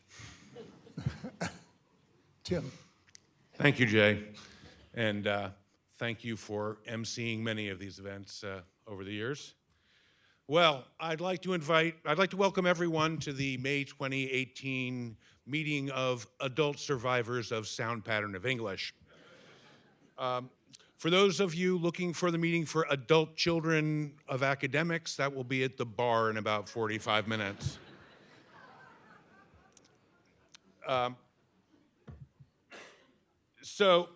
Much like the final chapter of SPE that someone was talking about, I have found that a lot of my stories have become invalid by things other people have said here today. And unlike Morris and Noam, I don't have a good solution to that. So there may be some skipping around, so please bear with me. So almost every account of Morris that someone has given here today involves Morris's stories, his quotes, his quips, his parables. So what I'll try to do here is give a little extra context to these. For lack of a better term, we're calling these quotations from Chairman Mo. We can argue what the correct color of the little book should be later on. So one of the oft-repeated stories was that of the smartest boy in Pinsk. The story of the smartest boy in Pinsk runs that after the revolution, the government established a national school for geniuses where all the smartest boys were sent, and where they discovered they were no longer the smartest boy. To many of you in the linguistics department, I believe this is not an unfamiliar scenario. It's possible to interpret this, the lesson of this, in a bunch of ways, but for me, it was to remain humble and not believe your own hype, something that Morris practiced as he preached. Working in the music business in the 1980s and the dot-coms in the 90s, two things fueled entirely by hype, this lesson came in handy telling who had the goods and who did not. Now, lots of people made a ton of money off of hype, but a lot of people were taken out by the dot-com crash as well. Due to this lesson from Morris, neither of these things happened to me, and while I didn't get rich, I have always been able to look at myself in the mirror. And in point of fact, the actual smartest boy, according to Morris, that would have been Roman. The subject of people who had the goods brings us to another common household phrase, midget of Lithuanian literature. In a long-forgotten festschrift, there was the line, although such and such was only 5'1", he was a giant of Lithuanian literature. Now, the surest way to kill a joke is to over-explain it, but really that's a singularly bizarre sentence. Regardless of height, excuse me, regardless of height, is there enough Lithuanian literature that being a giant of it is any kind of achievement? And is this even desirable? In any case, people who lack the goods were often referred to around the house as midgets of Lithuanian literature. And although this was a bit of an insult, being a joke, it was also a term of affection in our house. So as I eventually reached 6'5", I will always remain proudly a midget of Lithuanian literature. So what did it mean to have the goods? Reading the various things people have posted over the last few weeks, it becomes clear that Morris spent a lifetime pushing students to get the best out of themselves. And provided they worked hard and were honest with their research, even if his students didn't become rock stars or even stay in the field, he was fine with it, regardless of intellectual disagreements he may have had. So it was more of a question of integrity than anything else. The opposite of those who had the goods were those who merely understood the principle. The story runs that at an RLE cocktail party, Morris found a colleague deep in discussion with the bassoonist of the Boston Symphony Orchestra on some very deep technical matters involving the bassoon. I imagine these would be different kinds of woods, what kind of reeds. Perhaps these folks can tell us. Finally, the bassoonist asked, "Do you play the bassoon?"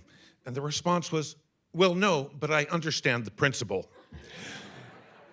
If you know Morris at all, this is exactly the kind of thing that would set him off, and probably why the story has lasted for more than 60 years, and probably will last a good bit longer than that. Beyond the stories, being a widely educated person, as several people have mentioned, Morris had an amazing collection of quotes at hand that would turn up at the damnedest times. Hadge Ross recalls, in the context of being a grad student and wanting to do as Chomsky did, Morris's response of quod licet Jovi, non licet bovi, or roughly, that which is appropriate for Jupiter is not appropriate for the ox. Those of you who have children will immediately grasp the utility of this phrase. The Morris quote that best describes our relationship is from Twain, which runs roughly, "When I left home at 16, I thought my parents knew nothing. When I returned home at 21, I was surprised how much they had learned." Morris and I were very different people, and this led to a certain amount of friction between us. These stories are legend, at least with this crowd, such as me having to argue the necessity to attend a Kiss concert with a father who regularly won arguments with Noam. For her part, Roz seemed to believe that I was at all times inches away from full-blown Satan-worshipping deviance, but never got there. Well, it took me until 30 or 35 rather than the 21 Twain refers to. Twain and Morris are largely right on this. Adulthood brings with it a change of perspective from having lived in the world, a world in which I encountered many smartest boys from Pinsk, people who understood the principle, fellow midgets of Lithuanian literature, and on one or two occasions, actual smartest girls and boys. One of the girls who agreed to marry me, two more are my daughters. The point here being, however much we knocked head, I nonetheless internalized these lessons, and they came in handy on many occasions. The next big teacher in life is having kids of your own, and the Twain quote is applicable here as well.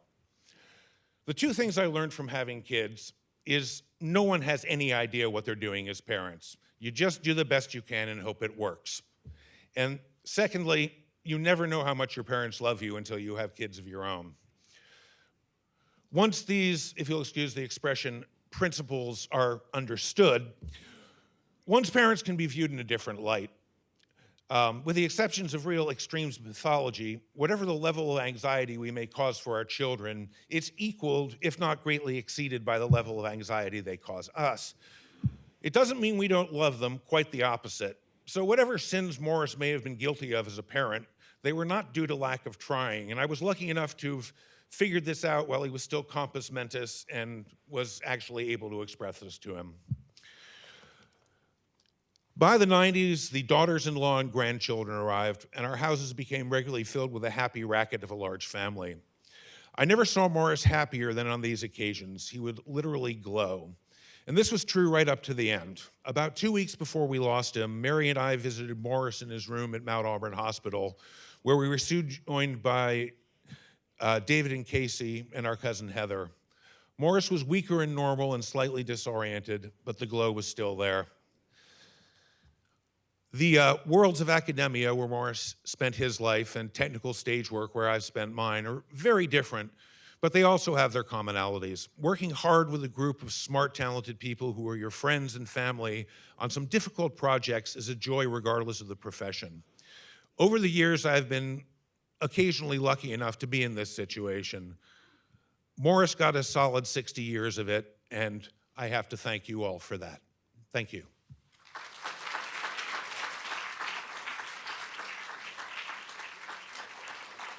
He's good. Yeah, I love him. Okay, the next speaker is Jim Harris.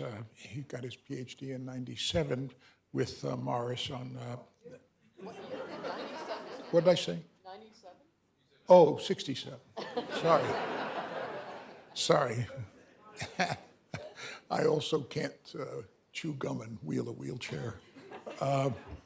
On Spanish phonology, but perhaps, Jim is a superb phonologist. I have long been an admirer of his works, which I think of as Fabergé eggs, but perhaps his greatest achievement is his wife, Florence. I wonder how many people know that Florence was the editor for Sound Pattern of English. They're going to hear about that. Jim. Thank you, I think.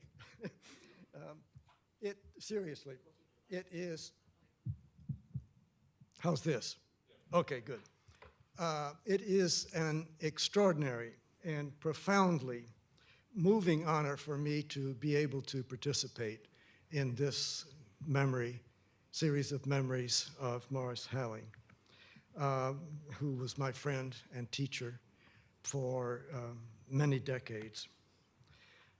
I'm here today as a fossil of the Paleozoic era of the linguistics program. I mean by that some people here trump me in other respects, but I'm the oldest living, still standing here. At age 86, I'm the biologically oldest living alumnus and Morris's oldest living thesis advisee. So in this role, I'm going to give you some very highly personal recollections about life with Morris in the olden days. I'll leave official history to others. Some of what you'll hear you already know, and themes that have been touched on by previous speakers. Those days of yore could hardly have been different from the present. One extreme contrast is that now over 60 years of published results are available to give incoming students some fair idea of what they're in for. But in Thomas Kuhn's terminology, a paradigm shift in linguistics had begun when I and others arrived in 1960, not 1990. For me and my cohort, coming to MIT required a blind leap of faith maybe, we thought, into a bottomless pit. The only thing that I was sure of was that I had to learn more than my master's degree in Romance philology and structural linguistics had taught me. It turned out that this was the best gamble I ever made in my life. Those early days were a perfect storm of unlikely people in an unlikely place doing unlikely things. Managing this storm took unlikely creative instincts. Morris had those. With his legendary guile, sense of humor, and power of persuasion, he convinced a reluctant MIT administration to give a job, any job, to an unemployed young man named Noam Chomsky. Noam and Morris quickly formed an unlikely bromance, with Noam as the public star and Morris as the demanding pater familias. He was an indomitable intellectual, spiritual, and practical force in building the linguistics group and in guiding its growth. Even before linguistics became a PhD granting program here in 1960, rumblings about interesting things were spreading among scholars in diverse fields. When I and my then wife-to-be, Florence Harris, and she was then Florence Warshawski, we arrived in 1964. The program was in its second or third year, depending on how you count. It was unlike anything that we had ever experienced. When Florence, who had been an editor of foreign language textbooks, asked Morris, "How do I prepare for work at MIT?" he responded, "Oh, the German philosophers are always useful." Later, he refined that to just keep hanging around. Eventually, it will seep in. Florence had no idea what he was talking about. But Morris knew exactly what he meant. Students came from a surprising variety of fields, often with no background in common. As Morris envisioned the program, it crucially involved faculty and students working together toward common goals. Standard textbooks didn't exist. Never mind computers, forget about that. There was only mimeographed pages that circulated results of ongoing research. Everybody, students and faculty, tried to attend everybody else's classes to keep in touch with what was going on. Morris believed that the best way to encourage creativity was to let good minds play together, and out of this seeming disorder would come new insights. Building 20 provided an appropriate playpen. It was an old, overgrown shed that housed an astonishing variety of activities, including the ROTC. We were terrified in 1968 that it was going to burn down. That was right below us, and a spectacular model train set up right next to us. You remember that. The research program that Morris created in that setting was often frustrating, but it was enormously exciting, with a growing sense that we were really on to something important. Morris didn't let us forget that. That thrill was intensified by the reaction of leading establishment linguists, some of whom, many of whom, most of whom, who felt threatened by the MIT young iconoclasts. But Morris always watched over us, shepherding us with his wit, his genius, and his caring. Illustrative of MIT in the olden days was the way that Noam and Morris's magnum opus, which you've heard so much about, Sound Pattern of English, how that was developed. It had become a source of humor because it had appeared in bibliographies for so many years as forthcoming. Nobody knew when it was going to forthcome. Then Morris asked Florence to be the editor, since she was the only person around, the only person in the world, in fact, familiar enough with both MIT linguistics and professional editing. Some conferences took place at our kitchen table, where Morris and Noam repeatedly pulled out of their pockets assorted scraps of paper with changes scribbled on them.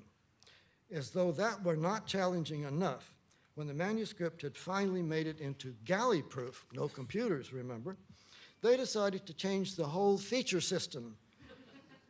Florence says that she has never laughed so much at these meetings while simultaneously tearing out her hair. That ever mutating pile of papers, by the way, resided in our refrigerator freezer. That was David Perlmutter's idea, to keep the only copy safe from fire or flood, or maybe Joan Bresnan's dissertation in Morris's car, in Jay's car. 10 years after the linguistics program was given graduate degree granting status in the combined Department of Foreign Languages and Linguistics that you've heard about, the headship of that department became vacant. I certainly didn't want the job, but Morris had other ideas. With characteristic acumen and inimitable grace, pardon me, but I'm going to quote verbatim, he said, "You've got to do it, Jim, or some other shithead will." How could I refuse? But both Morris and I understood that my role was to attend administratively to the foreign language section so that Morris could protect and guide the linguistic program unhampered by an interfering administrative overlord, no matter how benevolent. Over the years, Morris and I had countless brainstorming sessions, and we even co-authored a couple of papers. But we were an odd couple. He was the oracle, I was the nerd, who came to every meeting with reams of carefully organized data leading up to what I mistakenly thought were firm conclusions. More often than not, Morris didn't buy what I was trying to sell. I just as often didn't understand why, but I knew damn well I would be sorry if I couldn't figure it out. To conclude, I can't begin to hope that Morris profited from our sessions as much as I did. But I do hope that he enjoyed them 1/100th as much as I did. My abiding regard for Morris lies very deep, and it's really very hard for me to express. I can say only that, I wish I could find the last page.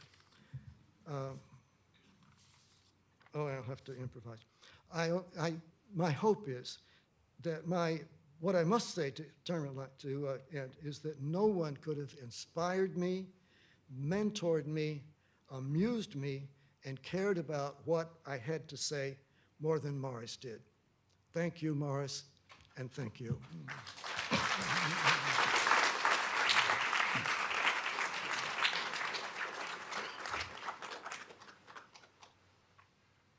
Our next speaker is not homegrown.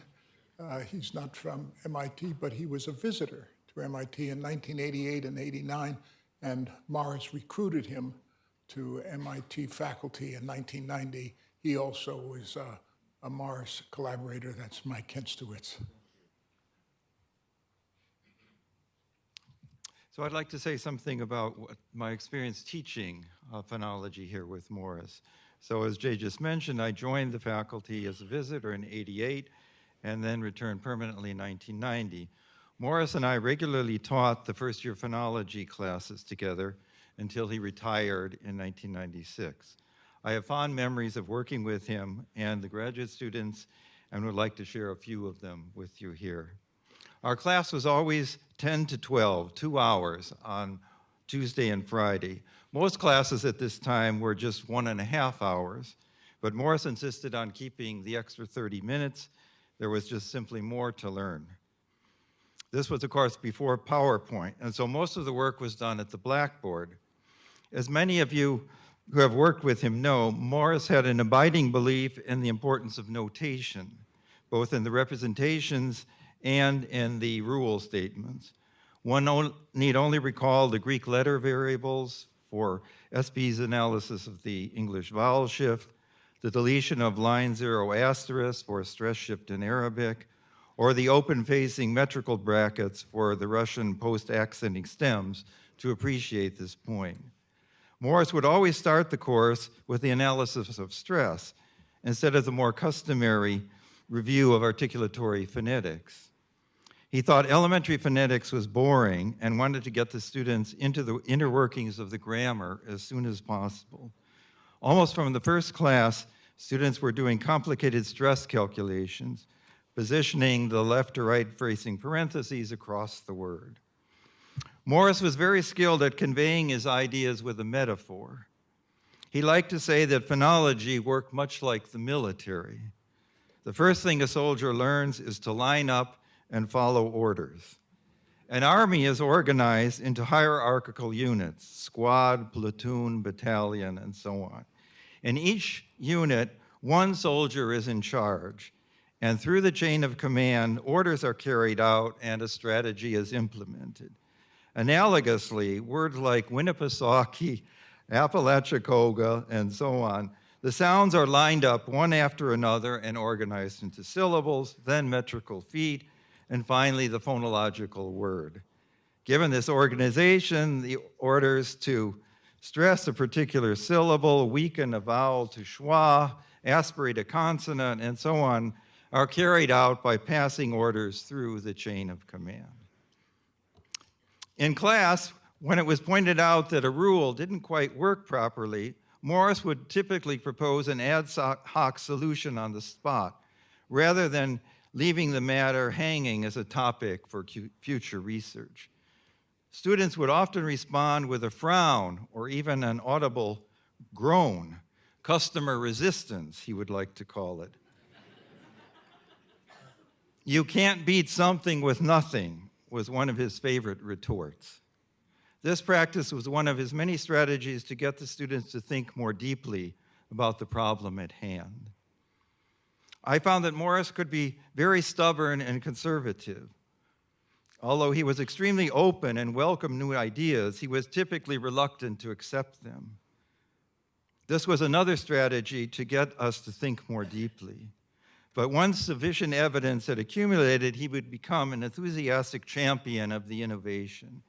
He was very generous and would readily acknowledge and report data and evidence in favor of an idea, even if he strongly disagreed with it.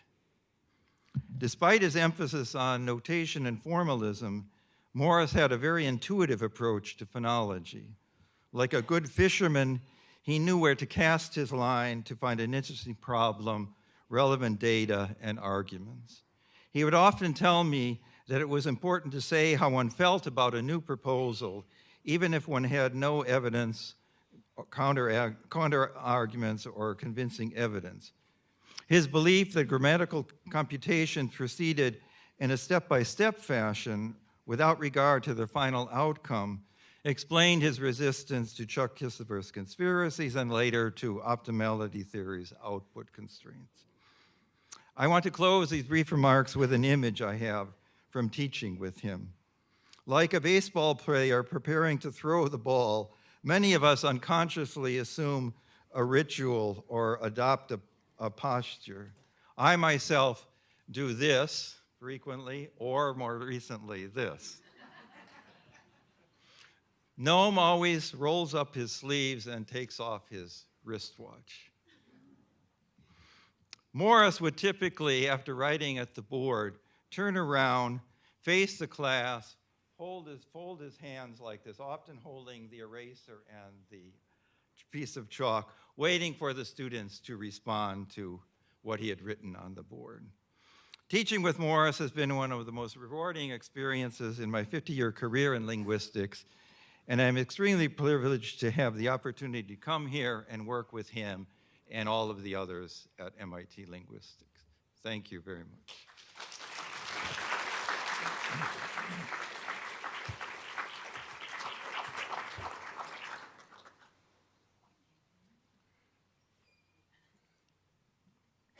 Casey Rose and Cecilia are the next speakers. They're Morris's granddaughters.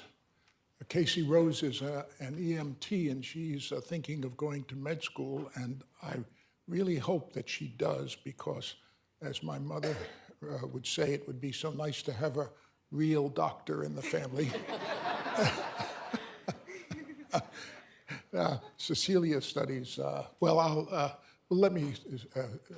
Cecilia's an art historian at my old alma mater, George Washington University. She also plays bass in a rock band called Witch, and also Guilt Parade, and you are, I believe you play guitar in Firewater. And I would truly love to jam with her.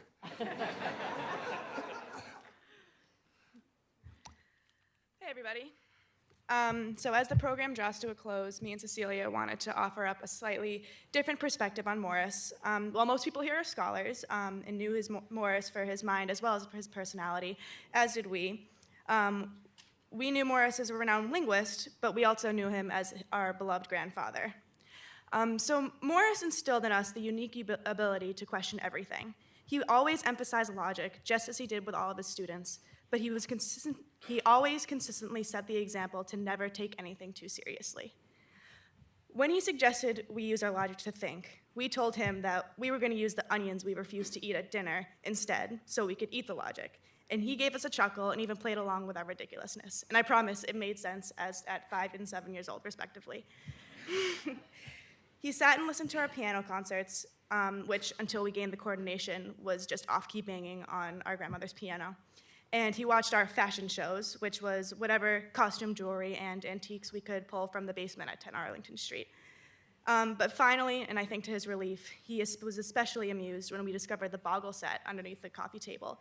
We played for hours and hours as we grew older, proving, after all, that we could use logic sometimes.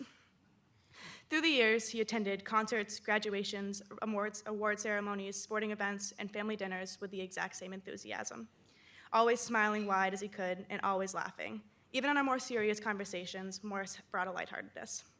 Even a couple months ago, on one of Morris's last good days, I told Grandpa I was set to graduate early and began to discuss the vague future plans I had for the beginning of my adult life, including graduate programs, med school, eventually becoming an EMT, and all of the very overwhelming possibilities in front of me. And he immediately stopped me right in my tracks and looked at me like I was being ridiculous and said, "Why are you worrying so much? What are you doing?" But more importantly, he insisted that whatever path I choose, I must get it done and achieve it the way I want. He kept repeating the word insist, and in that moment, I got a glimpse of what Morris's students revered so much about him. And for a while there, I didn't really take him seriously, but after hearing the many memories shared here and reading the beautiful remembrances of him written in the past few weeks, I realized our discussion from a few months ago had really come full circle. He told me that in this life, in our family, we must insist upon achieving our goals, and we must never let anyone change our vision of the future or where we see ourselves. We must insist, like how he insisted to thrive in school despite awful anti-Semitism, how he insisted to remain in Newton, raising a big, happy family with Roz that we know now, despite the occasional brick flying through the window, and how he insisted there was a different, new way to look at linguistics, changing the way the world thinks about things like phonology and syntax, and even creating the program of the linguistics department here at MIT, which has been standing for over 50 years now. These past couple of months have been hard for all of us, but if there's one thing I'm sure of, he was happy.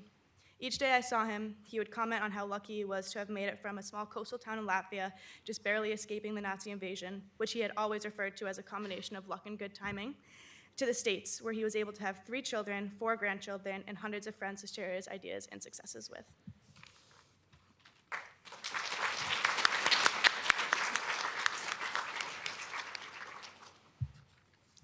As Casey briefly mentioned, practically from birth, Morris insisted that we use logic. Crying, being nonsensical, being wonderful, lovely, even charming was always followed by a reminder: use logic. As such, what was instilled in me, intentionally or not, was this Jewish leftist intellectual tradition, which we all know Morris was quite the purveyor of. Upon arriving to college, I didn't realize that being already seasoned in Marxist debate and postcolonial theory was remarkably uncommon. Understandably, my peers wondered where on earth I came from, and I did not know how to explain my family. Morris had a unique, grounded perspective on life and on justice. As many have said, if you could sit down and explain to him your reasoning, he would sit, listen respectfully, and engage, always from a logical perspective. Some of you may know that I do a lot of community and campus organizing in my spare time, and I have found that this quality is a remarkably rare trait in humans. Morris's reminders to always use logic have guided me throughout life. In times of darkness or uncertainty or intense debate on the floor of my student senate, memories of his knowing smile and striking resilience have always helped center me. The number of people here is a testament to the profound effect Morris had on people's lives. And we feel truly lucky to be in the company of so many who understand just how special Morris was. We would now like to share a poem by Maya Angelou, which Jay recommended Casey and I read, which I think truly embodies the spirit of Morris and how many of us feel right now. The poem is titled When Great Trees Fall. When great trees fall, rocks on distant hills shudder. Lions hunker down in tall grasses, and even elephants slumber after safety. When great trees fall in forests, small things recoil into silence, their senses eroded beyond fear. When great souls die, the air around us becomes light, rare, sterile. We breathe briefly, our eyes briefly see with a hurtful clarity. Our memory, suddenly sharpened, examines, gnaws on kind words unsaid, promised walks never taken. Great souls die, and our reality, bound to them, takes leave of us. Our souls, dependent upon their nurture, now shrink, wizened. Our minds, formed and informed by their radiance, fall away. We are not so much maddened as reduced to the unutterable ignorance of dark, cold caves. And when great souls die, after a period, peace blooms, slowly and always irregularly. Space fills with a kind of soothing electric vibration. Our senses, restored, never to be the same, whisper to us. They existed. We can be, and be better, for they existed. Thank you. Thank you.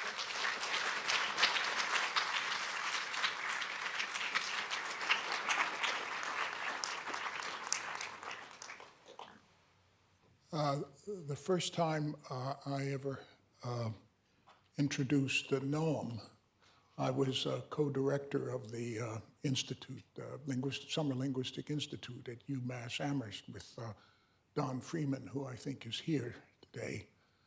And since everybody knew who Noam was, what could I do? So what I did was I read his horoscope.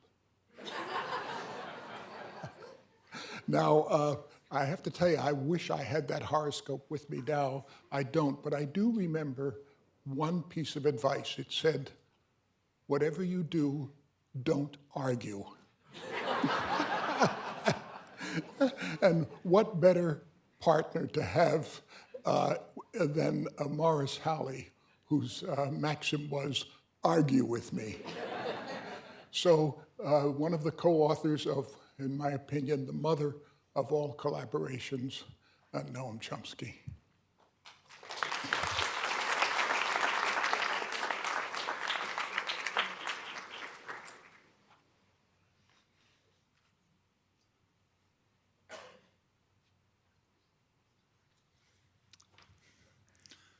Lots of familiar faces. It's nice to see.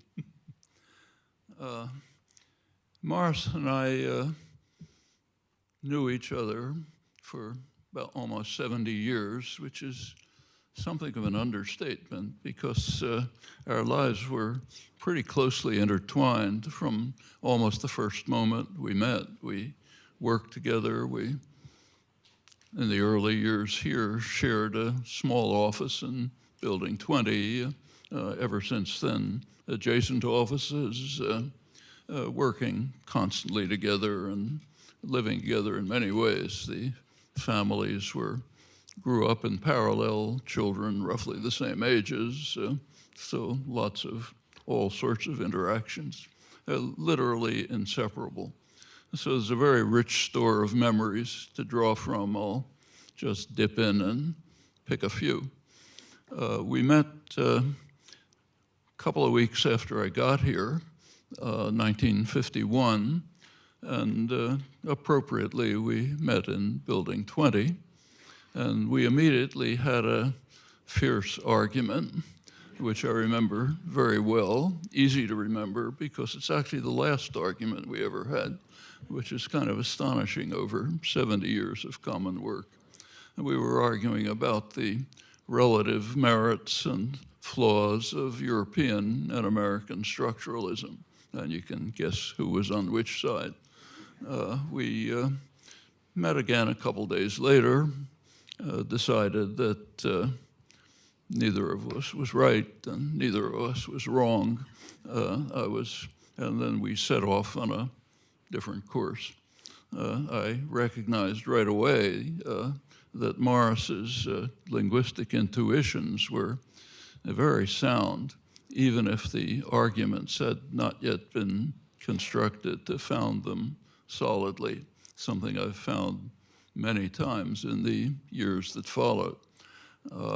We were actually a triumvirate in those days.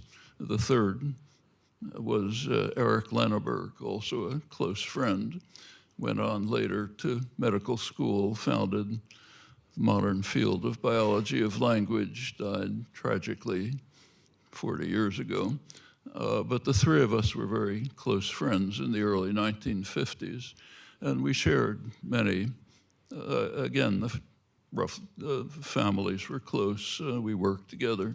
And one thing that we shared was a sense of severe discomfort with the reigning orthodoxies in not only in linguistics but in related fields. It was a period of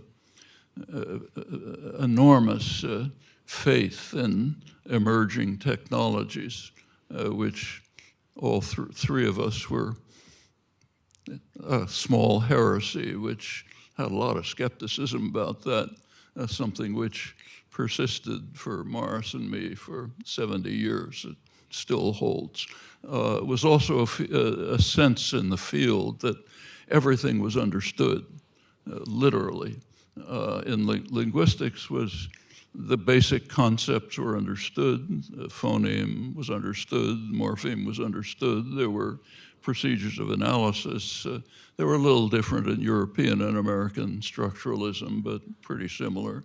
And there was really nothing more to do. I remember as a grad student, undergraduate in fact, feeling this is a lot of fun, but what happens when we've done a phonemic analysis of every language?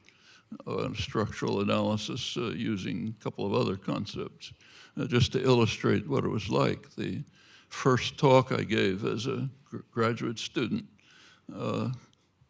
took my first airplane trip to one of the very few departments of linguistics in the country, met at the airport by a distinguished linguist who, on the way, drove me to the university, talking about what he's doing, and he told me essentially that he's stopped working. He's just collecting data, which was a very reasonable answer because the methods of analysis were pretty much known. Maybe you could fix them up a little bit. Computers were on the horizon. Pretty soon you could foretell that you could feed the data into the computer, program the methods of analysis. You don't need linguists anymore. It was essentially pretty much finished. The connections with other fields were very slight. The field itself was pretty small, very few departments, and delinked from related fields with very few exceptions. So there was some kind of, and even in other fields, like say psychology, especially in Cambridge, where the orthodoxy was very extreme, if you understood how to do conditioning experiments, you could just build on that and explain essentially everything. There was a lot of euphoria about behavioral sciences built on a couple of simple ideas, and it looked as if everything's under control, except the three of us and one or two other friends just didn't believe it. And we started doing things that were considered heretical, reading literature that was on the index, like European ethology and comparative psychology and zoology, the brain sciences, neuroscience, classics in linguistics that had been pretty much forgotten. And we just decided, the three of us pretty much, we could go off on a different course. We were young, arrogant, figured, why not? We can do it. In fact, as many of you know, Morris and I, one of the interests we shared was in Hebrew culture, language, and literature, and there was one biblical verse that we particularly liked. It says there's a time to plant and a time to uproot what you've planted. Actually, the Hebrew et latat, et la kornatua, happens to be very significant for phonological theory, so it interested us for that reason too. But we felt, as I say, there were things that had to be dug up and uprooted, there were things that could be planted, and we felt with the arrogance of youth that why not, let's try. And we got started working on many things. The first published paper that Morris and I did was in a Festschrift for Roman Jakobsen, 1955, and it was based on an interesting insights of Morris's, one of his typical insights. Roman Jakobsen was very fluent in English, but he spoke it as a dialect of Russian. And Morris pointed out that he made every conceivable mistake in English phonetics except for one. He got the stress contours exactly correct.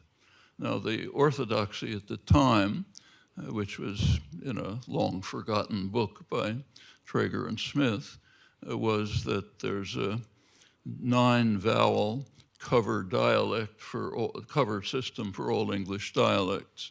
And there's 4 pitches and 4 stresses. And using the 9 vowels and the consonantal system and the 4 stresses and the 4 pitches, you could annotate everything, and then you apply the procedures, and you get all the answers.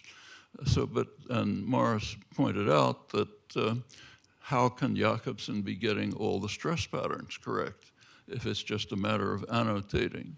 And we sat for a while and came up with the idea of cyclic rules, which are based on the syntax and determine the stress patterns, which works remarkably well. It's been developed and fixed up since.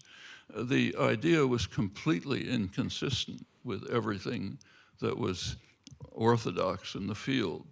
Procedures were supposed to go step by step from the lowest level of phonetics to the next level of phonemics to the next level of morphemics and on.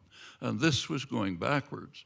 It was considering carrying out the ultimate heresy of using the underlying structure of the expression to determine the phonetics, which you can't imaginably do. If you look at, for those of you who know the field, this leads on to a change in the way of doing generative grammar from a system based on rewriting rules, post-style rewriting rules based on phrase structure, to a compositional approach, which is now common in what's called the minimalist theory, so a long history.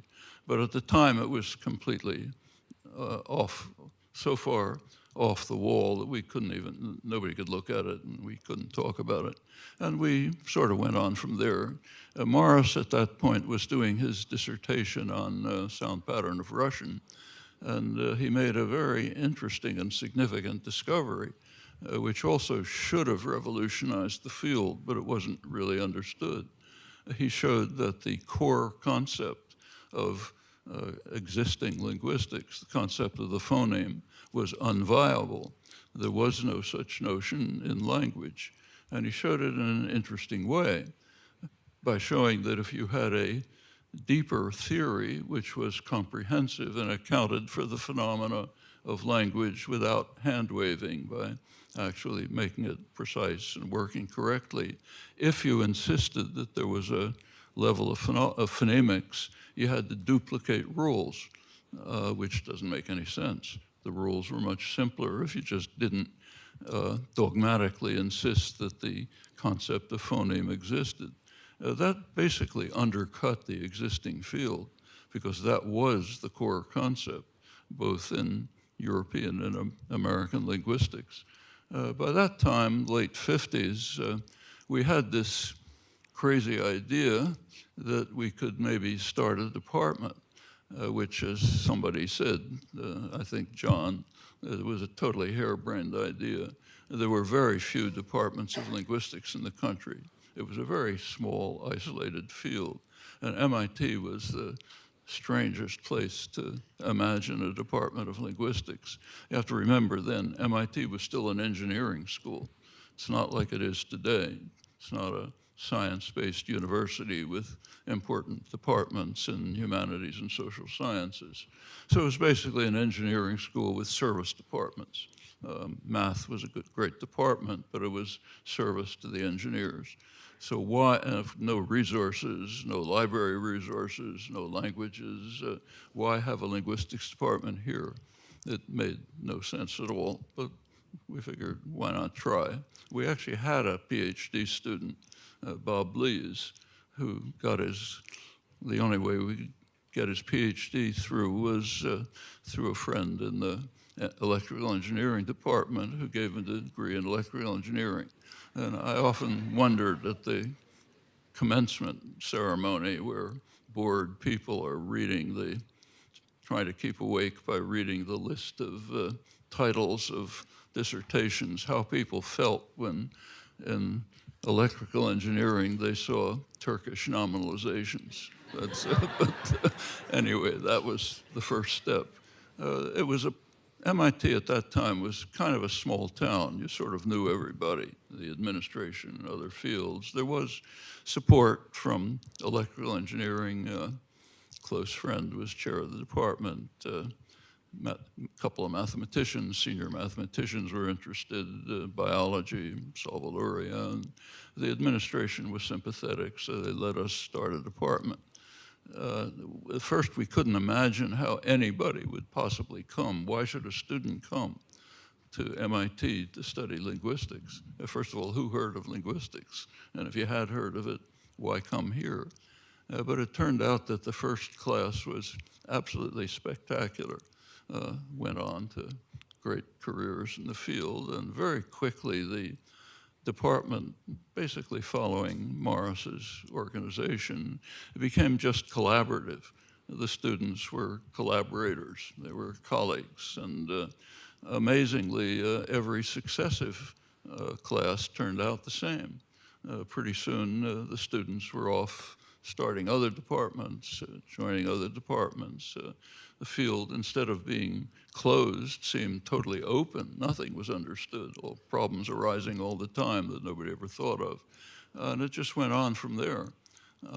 When Richie Kane went to Europe, France, and gave lectures in Paris for a couple of years, he drew a cohort of young linguists from all over Europe who then became just revolutionized, first of all, extended the work in many different directions.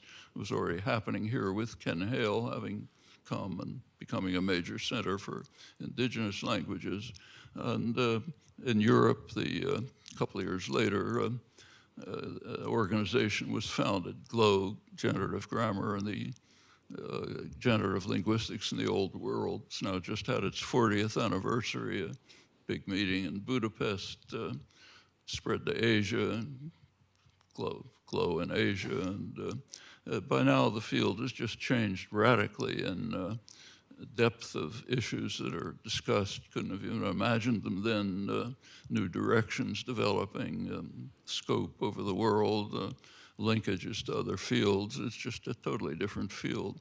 And in later years, when we did a lot of reminiscences and thinking back, of all the things we did, this seemed to be the major achievement that we were proud of, having set that spark, which then really took off with all kinds of remarkable people contributing to it. That's the one achievement that I think we were both most proud of, and it's basically Morris's work. Those of you who have been here know that he organized it, ran it, developed it, inspired its development. And meanwhile, we went on with our own work, sound pattern of English, other things. Won't run through it, but Jay mentioned Morris's last paper, which was a real tour de force, the paper that was given on his 90th anniversary celebration. It was a study of a topic that had been plowed through for centuries over and over, Latin grammar. What more is there to say about Latin morphology? But Morris discovered entirely new things, and he managed to give deep explanations of things that were just data before. And he did it in a very interesting way, even crucially incorporating unpronounced elements which had major consequences for the phenomena that were heard. It's part of embedded in a serious explanatory theory. He also, in the same paper, managed to make some new and interesting discoveries about some of the earliest syntactic work, what was later called affix hop by Hadge Ross. Those of you who know the field know what that's about. That was a pretty fitting coda for quite a remarkable career. And it was not just an intellectual career, it was also a happy life. So Morris, along with Louis and Sylvan Bromberger, who you heard before, made a miraculous escape from Europe just before the Nazis arrived. Lots of the Jewish population just didn't believe what was happening, and they stayed too long.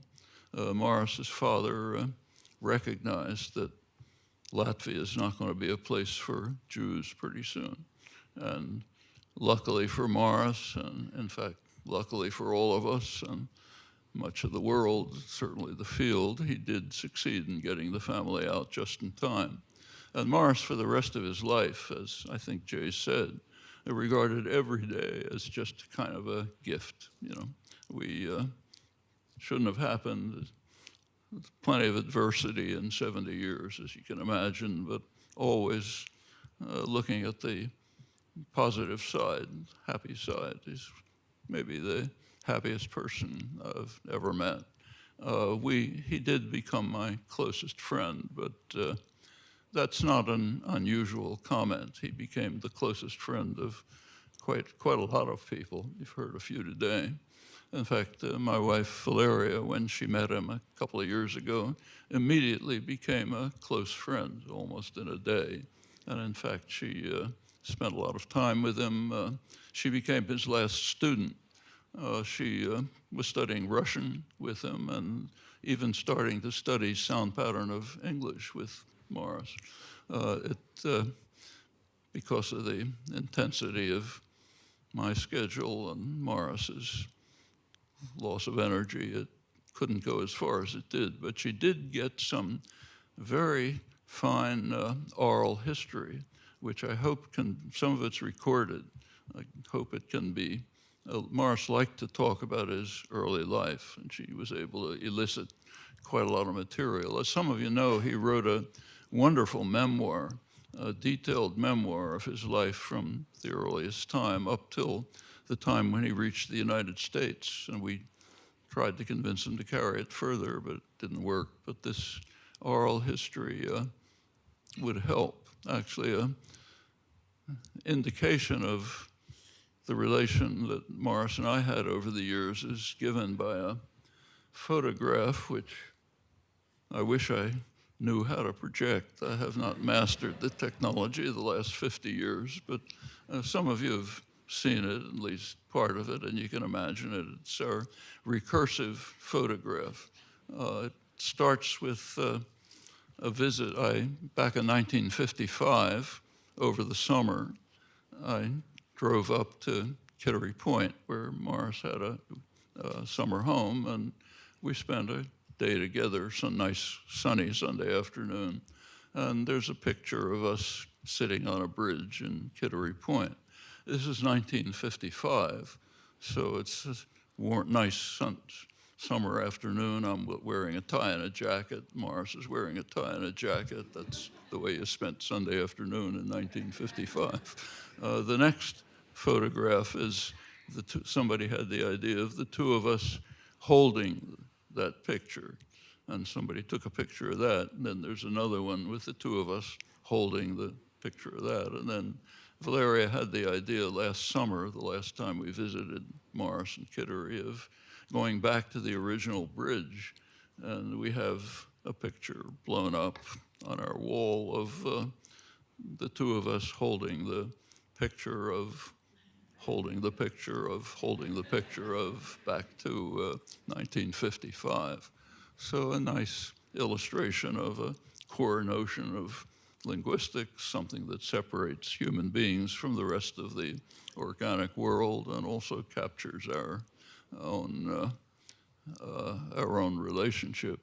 I mentioned before that we shared an interest in Hebrew language and literature. Part of it, people probably don't know, included the mystical tradition, the Kabbalistic tradition.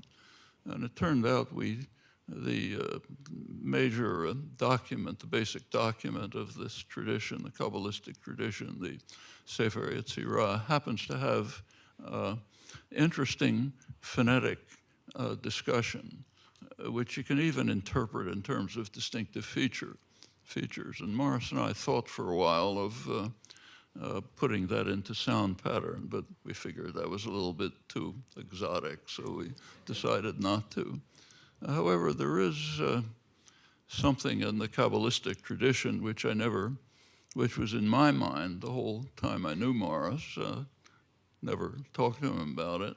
That's the idea that in every generation there are 36 people, Lamed Vav Nekim, 36 people who are uniquely righteous, just, special, and they somehow keep everything else going. And all the time I knew Morris, I had the feeling more and more as we got to know each other better that he must be one of them.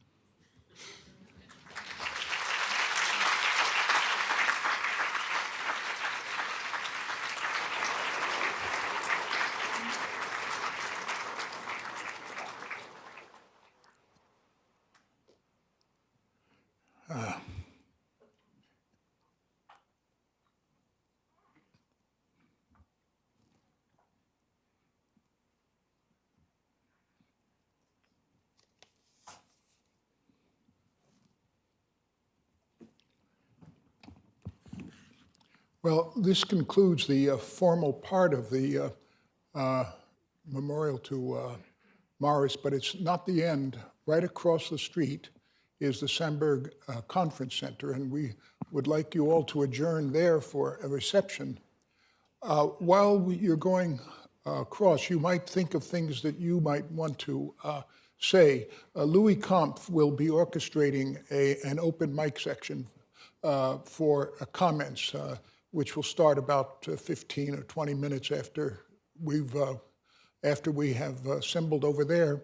I also would like to call your attention to a photo exhibit that Sabine has put together. You'll see that on the way in of Morris. There are innumerable people to thank for this, yes. Never mind. I'm sorry, there's music. Well, why don't I finish and then you do the music and then, so slight change, a little metathesis at the end of the program. All right, so there are innumerable people to thank, and if I start, I will leave somebody out. But on the other hand, this is obviously a labor of love, and you really don't thank people for loving. So let me just channel all of the love that you've exhibited here for somebody that we're going to very sorely miss. See you at the reception.